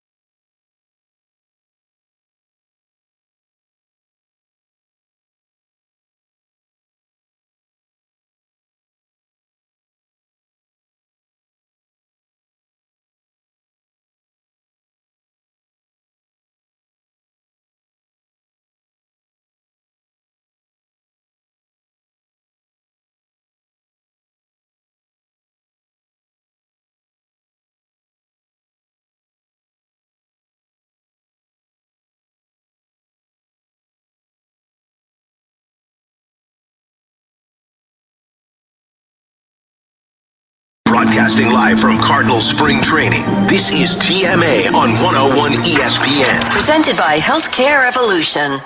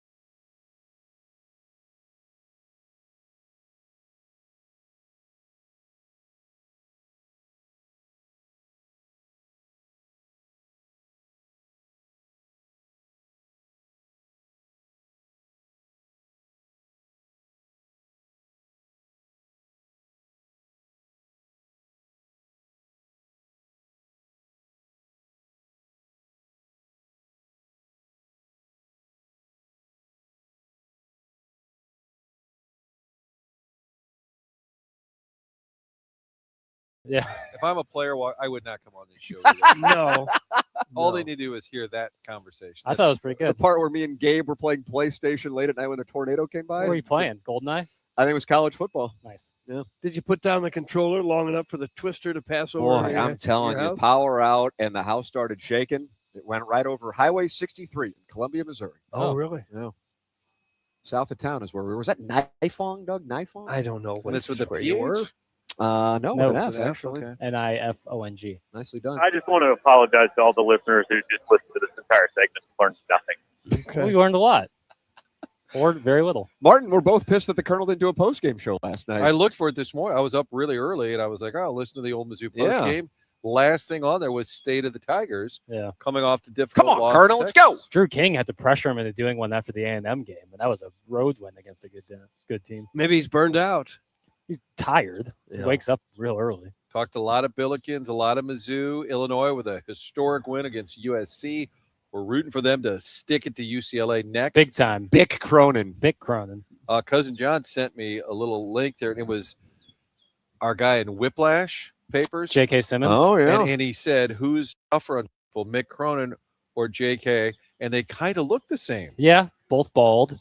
Bald and angry. Yeah. No, J.K. Simmons was sounds kind good. Is that the brand? He's kind of ripped in Yeah. that movie. That's J.K. the Simmons. gig when you lose your hair. Trust me. You get angry as a hornet. Shout out ILL. Shout out USA, men's hockey. Shout out USA. Just all in general. Dramatic overtime win. We got the audio. You want to hear it? Chairman Sure, Kurt's with got Kenny- it. Friend of the show, Kenny Albert. Now Quinn Hughes. We played 3.5 minutes in overtime. Quinn Hughes shoots. He scores! He scores! Quinn Hughes in overtime wins it, and the United States will move on and face Slovakia in the semis. Hit the post. Yeah, sounds like he hit That the was post, great. or may have even gone Bar Mexico. Yeah. Bar Mexico. Mm-hmm. I was planting seeds for next week, hoping the U.S. can get it done. I texted Big Walt. They said, "Are you Number in, 7. said, Are you in Italy?" And he said, "Damn right, 2020." And right now over there, it's what, about 6 o'clock ish, pushing dinner time. He's probably having a nip. Oh, you better. And if someone believe doesn't it. know why he calls you 2020, Well, he decided that my high school basketball career was based on me getting into the game if we were up 20 or down 20. And I Similar believe boat. he and Mike Caruso sort of workshopped that. yeah, it's pretty good. Generous executive, Mike Caruso. The program has featured Heim Bloom sitting down for 25 minutes. The program has featured Dustin May here just within the last half hour. Yeah. So the new Cardinal starter. And Doug, highest paid guy on the team by a comfortable margin. Is I that think fair so. To say? It's like $12 million a year. Makes 12 up million? about 1/5 of them. Yeah. It's unbelievable. And do you know what the deal is with him? I was looking this up. He's got the team and him have a mutual option for next year, $20 million. Wow. Only a $500,000 buyout. I mean, you're talking about a low risk, but the textbook high reward situation. Yeah. And it gives Good them time. a little flexibility if there is a Sure. said lockout. Sure. I think if you listen to Heim Bloom, what you appreciate, obviously a smart guy, good at messaging, good at doing the media gig, but also just kind of normal. Can Yeah. kind of jack around. a Very little bit. approachable. Yeah, I Mhm. just think he does have a very likable personality. Now, whether that translates to wins, we'll see. But in terms of being a face, which they've needed for a little bit, I think he's a good voice for the team right now. He can message what we've been wanting them to say for a while. What is the plan? Where are you headed? And I think he came in and kind of saw, all right, what they've been trying. I see why you did that. I see why you did that, but I just don't think it's working. And I asked him on the TV side, I said, did you ever get any pushback from the DeWitts about we don't rebuild, we don't tear down? And he said, really, no. He said, they kind of just had me articulate what I thought needed to be done, because I do wonder if you're Mr. DeWitt, you're used to being a contender. Even if it was money not well spent, you were always chasing occasionally a free agent here or there, a big name via trade. That was kind of the model for like 20 years. Just add on. Somebody leaves, add on. Even before Albert leaves, they go and get Holiday and lock him up because they were planning ahead. Yeah. You got Goldschmidt, not enough. All right, now we got Arenado. This is just rarefied air for them. And I really wondered if I'm 85 years old and worth $1 billion or $2 billion, I might say, screw that. Shut it down. Go nuts. But Did you wind up interviewing him? I've not talked. No, I talked to him for a little bit yesterday. I have not sit seen down. him back here. Yeah. Maybe Parking spot is vacant. He may be waiting for us to return. Fair. Guys, is someone getting a haircut right now? That's from the Jerkwood from Kirkwood. Doug, stop trimming your chest hair. It's coming out over the air. That's What are they from the hearing? Southside hash slinging slasher. We got a sprinkler system going on 100 feet away from us. I think there's some that drilling way. going Yeah, on. there's some drilling. Yeah. But Okay. this audience is in tune, man. They are tuned in. It's like we have microphones everywhere but right in front of us. Well, if we can audibly hear it through the headphones, then yeah, it's probably going out. But it's pretty prominent. It What are you gonna sounds do? like hedge clippers, but I believe it's a drill. we knew the deal when we came here. All right. If you want to listen to any of these interviews, so I left. We're going to listen to the drill. Ryan Stanic. Ryan and Stanic. Yeah, Ryan Stanic, Dustin May, Heim Bloom, our guest today here on the PolosPlus.com dossier. So you can go back and podcast it, or you can go back and watch it. Subscribe to the TMA STL YouTube channel. And I mean, let's talk about the elephant in the room that nobody else knows about, and that is essentially this, Doug. This is a moment of truth for Jackson Burkett. Okay. Here's a guy yesterday when a professional golfer shows up to watch him play. He birdies 2 or 3 holes. So the point is, this guy's clutch. So if Pedro Pages is not playing Grove 23 today, Jackson Burkett is playing Grove 23 today. Oh, but okay. we are waiting to hear from Pedro Pages. On bated breath, we're waiting. Nice. Yeah, good execution, Jackson. Backside gonna get tight. Pull it together. And boy. then, Pull it together, boy. what Pull it you together, do, boy. Jackson, Yes. as a youngster, although the same age as Dustin May, but when they make $13 million, they seem older.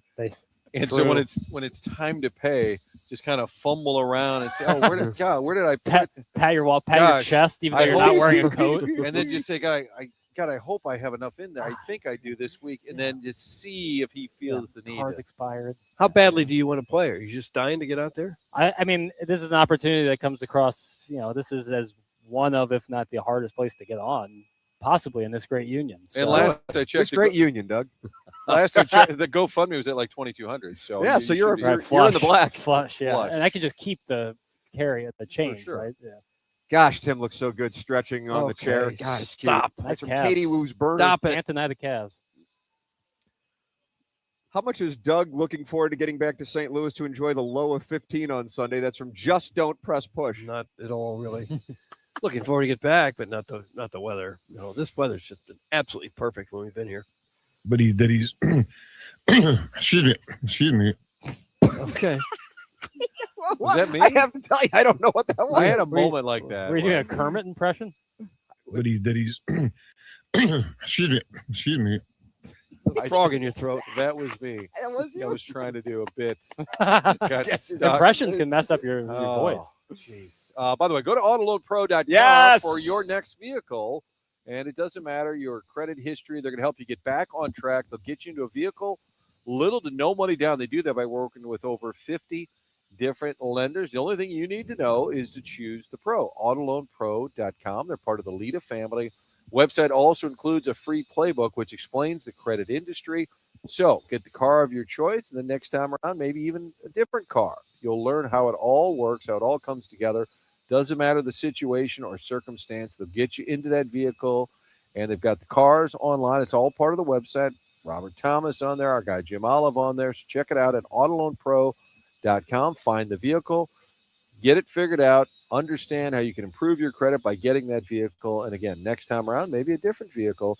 It's Auto Loan Pro. The only thing you need to know is to choose the pro at autoloanpro.com. Well, there it is. Hey, how about this from Lisa? Jackson, remember we started balloon party? And Lisa, you always said she was, I can't think of the word. Gem. She was a gem in the text inbox. Still is. Was she really? And she still is. Yeah. But she's been very critical of the Cardinal organization. Martin, you know that. And she says, great show, guys. Bloom today moved my trust marker. Yeah. Now go hire Skip. LOL. That's from Lisa. So she's not necessarily on board with the manager yet, but she is on board with Heim Bloom after listening to him today on the show. One step at a time, I say. But thank you, Lisa. What a gem. She continues to be a gem. And he exposed himself to the text. No, he didn't expose himself. Another tweet. He was willing. Okay, he was willing to be exposed to the text line and read what Bourbon Bob and others had to Bourbon say Bob was about, in there. about the show. And For the then- love of God, shut this off. It's from the Bean Finder. Should we Jackson, tell the could you- construction work at Roger Dean to stop? Yeah, I think see that would anybody go with over it. well. There's nobody around us doing it. I Do you think think they're it's in the haunted? hall. I think it's on the other side of this corner here, Doug. You never called me a gem, Piddles. That's from the Grape Ape Auto Detailing. That's my guy from Balloon Party. And I never will. Wow, wow, and wow. Yeah.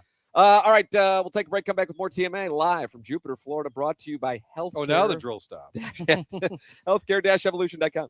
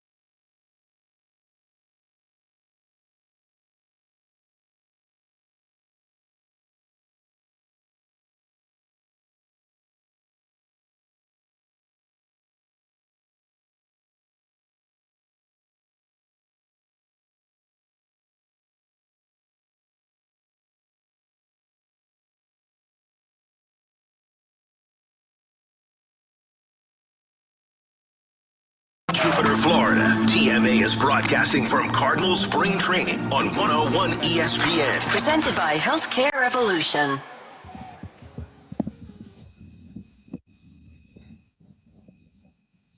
Is it genie in a bottle? Equal time. If we're going to give some time to Brittany, we got to give some to Christina, Yeah, I too. think that is an FCC thing. Good on you, Shannon. It is TMA 101 ESPN. Listen, here's the deal. Number one, there's a song. Number two, we did some super long segments. Heim Bloom sat here for 25 minutes. Go back and podcast it via the Schaefer Door Company podcast. And you can go back and watch it on YouTube. And then we also talked over with Ryan Stanic and Dustin May. So our segments were longer. So, Doug, now we're playing catch-up. Are we really? And so because of that, in order to make sure we are out on time for BK and Ferrario, who are kind enough to be doing the 10 o'clock hour for us tomorrow, so Doty can get on the road. I can get down to Fort Lauderdale. What time are your boys flying? 2:15. 2:15 out of PBI, though. PBI. Because your private is PBI? Yeah, but we got to stop by Hertz, so we want to allow ourselves as much time as humanly possible. And you got a stolen vehicle you're returning. Yeah, hot That's whip. true. Yeah, you can beat the law. Hot whip. Yeah, Johnny Law might be. We won't talk to anyone when we go. We'll just park it there. Park it and run. Maybe they'll let us go. That's probably the best move. We'll break now to make sure we don't take up their time. It's TMA 101.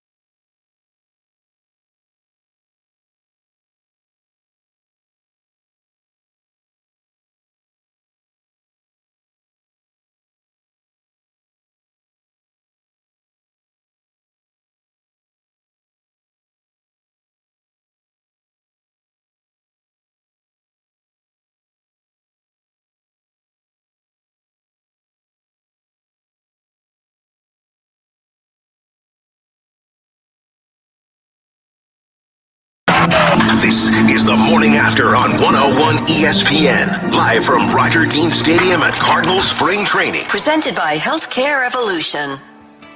Doug, I got to get right to it. Number one, Chairman Kurt's update was brilliant. Fantastic. Number two, Jackson Burkett is playing Grove 23 today. Oh, We just saw Michael McGreevy, and we were waiting for a verdict on Pedro Pajes, who was going to be joining our pairing. Doug, what is his index? I have no clue. Okay. I saw McGreevy, and I said, is Pajes in or is Pajes out? And he said he's out, and that meant Jackson Burkett is in. Wow. Unbelievable. This is a special day.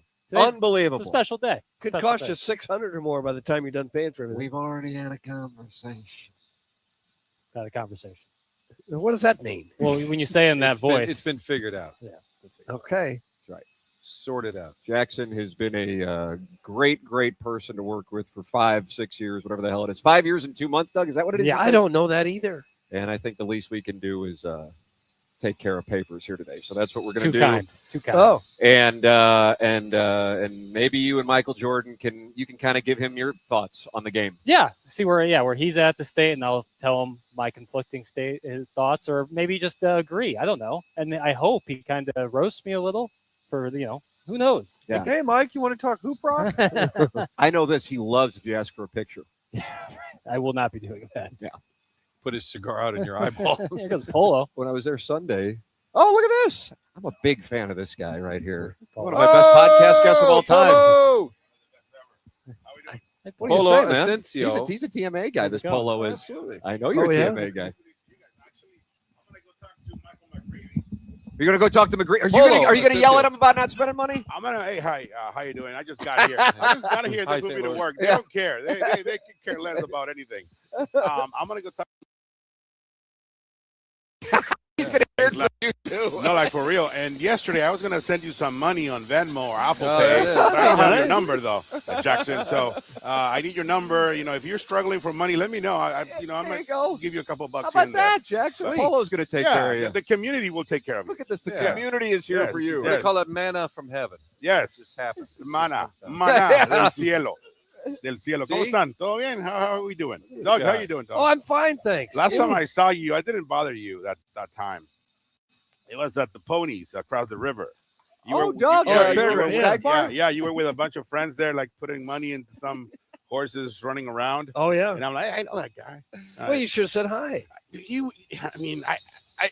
Celebrities, they don't like to be Yeah, bothered. Doug is known for not being approachable. Yeah. So I was just like, you know what? No, leave him alone. Whatever. Well, I'm sorry that I missed you that day. No, Would've but been now we're here. Okay. Well, it's good to see you. I mean, look at this place, man. Yeah, what do you think? It's like a I'm college lost. campus. I'm looking for my credential because I just got here. Find Way back. like down there. Oh, down- I down think the I road. go down and make a right In the turn. hall, You gotta yeah, go all the way to the to the back. street and make a right turn into the office. Oh, dang. Follow the drill. Can that make me walk? Follow the sound of the drill. Can I Polo. make- As big a deal as you are, just go in the locker room and make yourself I comfortable. can. I mean, I don't want to sound like that, but I know I can just Sure go you take can. BP right now. Nobody will say anything. I think. But I don't know. It's fun to be here. Baseball's back, and the weather's glorious. The weather Why is don't you great. come by tomorrow and visit? We'll be here. You're tomorrow. always a delight. Come An by. absolute Come delight. We're up against the clock now, but Okay. come back tomorrow. Tomorrow We I'll got be traffic here and weather I'll coming be- up, Tim. Yeah, traffic and weather on the Twins. on the 10s and the 5s. But anyway, I just want to say hi. I got you. There you go. Look You at know. this Polo. Dólares, pesos, whatever you want. Not crypto because those went nowhere. Yeah, but for real, as I was driving up here, I'm like, I need to go look for Michael McGreevy. Tell him, hey, Michael, what's going on? He's right catching in a lot there. of hell from his fellow pitchers in there. I can tell you that, Polo. Stanic and Mayer all over him. Dustin May told him to move out of his parents' house, and McGreevy said to me, he goes, yeah, that's fair. But you know what? If I see him, I'll have a conversation with him today, Uh-huh. and then tomorrow I'll give you an update. Okay. There it is. And if I don't, You're doing the Lord's work, sir. dude, I'm doing the work. All right, guys. Well, Thanks, good to see you guys. Polo. Great to see you. There he is. Put it on the guest. Polo. Put it on the guest Another list. guest list. Guest Papers. list. Let's see what we got here. I'm just gonna. How about this from Heim Bloom's burner? I'm just gonna say it. I love Jackie Papers more than life itself. Easy. How about that? That's a bit think much. it goes that far, but thank you. That's very kind. But people are happy for you. That makes me feel good. How about It does. that? It makes me feel good. You know. I'll throw in a gift card. Yeah, I guess we gotta go, right? Do I have anything I need to Email do? of the day winner. Oh, thank you, Martin. The Designer Heating and Cooling email of the day winner. Kurt. That would be Shooter McGavin. Shooter today. McGavin is taking it down. If Jackson doesn't do the proper accounting. 4 wins. No, 4 wins. It's confusing because his name is Shooter McGavin, but it has a little addendum, and I think today it included Doty Squeaky Chair. Oh, yeah, that's right. Congratulations to Shooter McGavin. You have won the Designer Heating and Cooling email of the day. BK and Ferrario are coming up next. Tom Ackerman just texted me. He's Team Jackson. Oh, I mean, money's this just- community is the money's rallying flying around in. Jackson Burkett. That makes me feel just so good. Look, And you got you'll a see- Tigers win last night over Yeah. a top 25 team. Things are looking. The community's supporting you. Yeah. Tommy Ack's going to be on the 2 Fox calling Billick and Bass. It's all coming together. Doug, it's all happening right now. Just a Everything's- feel-good moment. Everything's coming up, Jack. Everything's coming up, Jack. don't You know. play that golf and then hit me up for some Thirsty Thursday. Let's get after it. All right, there it is. The plan has been laid. Time for us to shut it down. BK and Ferrario are coming up next. For Chairman Kurt back in St. Louis, Doty, the on-site engineer here in Jupiter, Florida, Little Jackie Papers, and Martin Kilcoyne, and my brother Kevin, and Douglas Elvin Vaughn. I'm Tim McKernan. This has been The Morning After, presented to you this week by healthcare-evolution.com on 101 ESPN and the TMA STL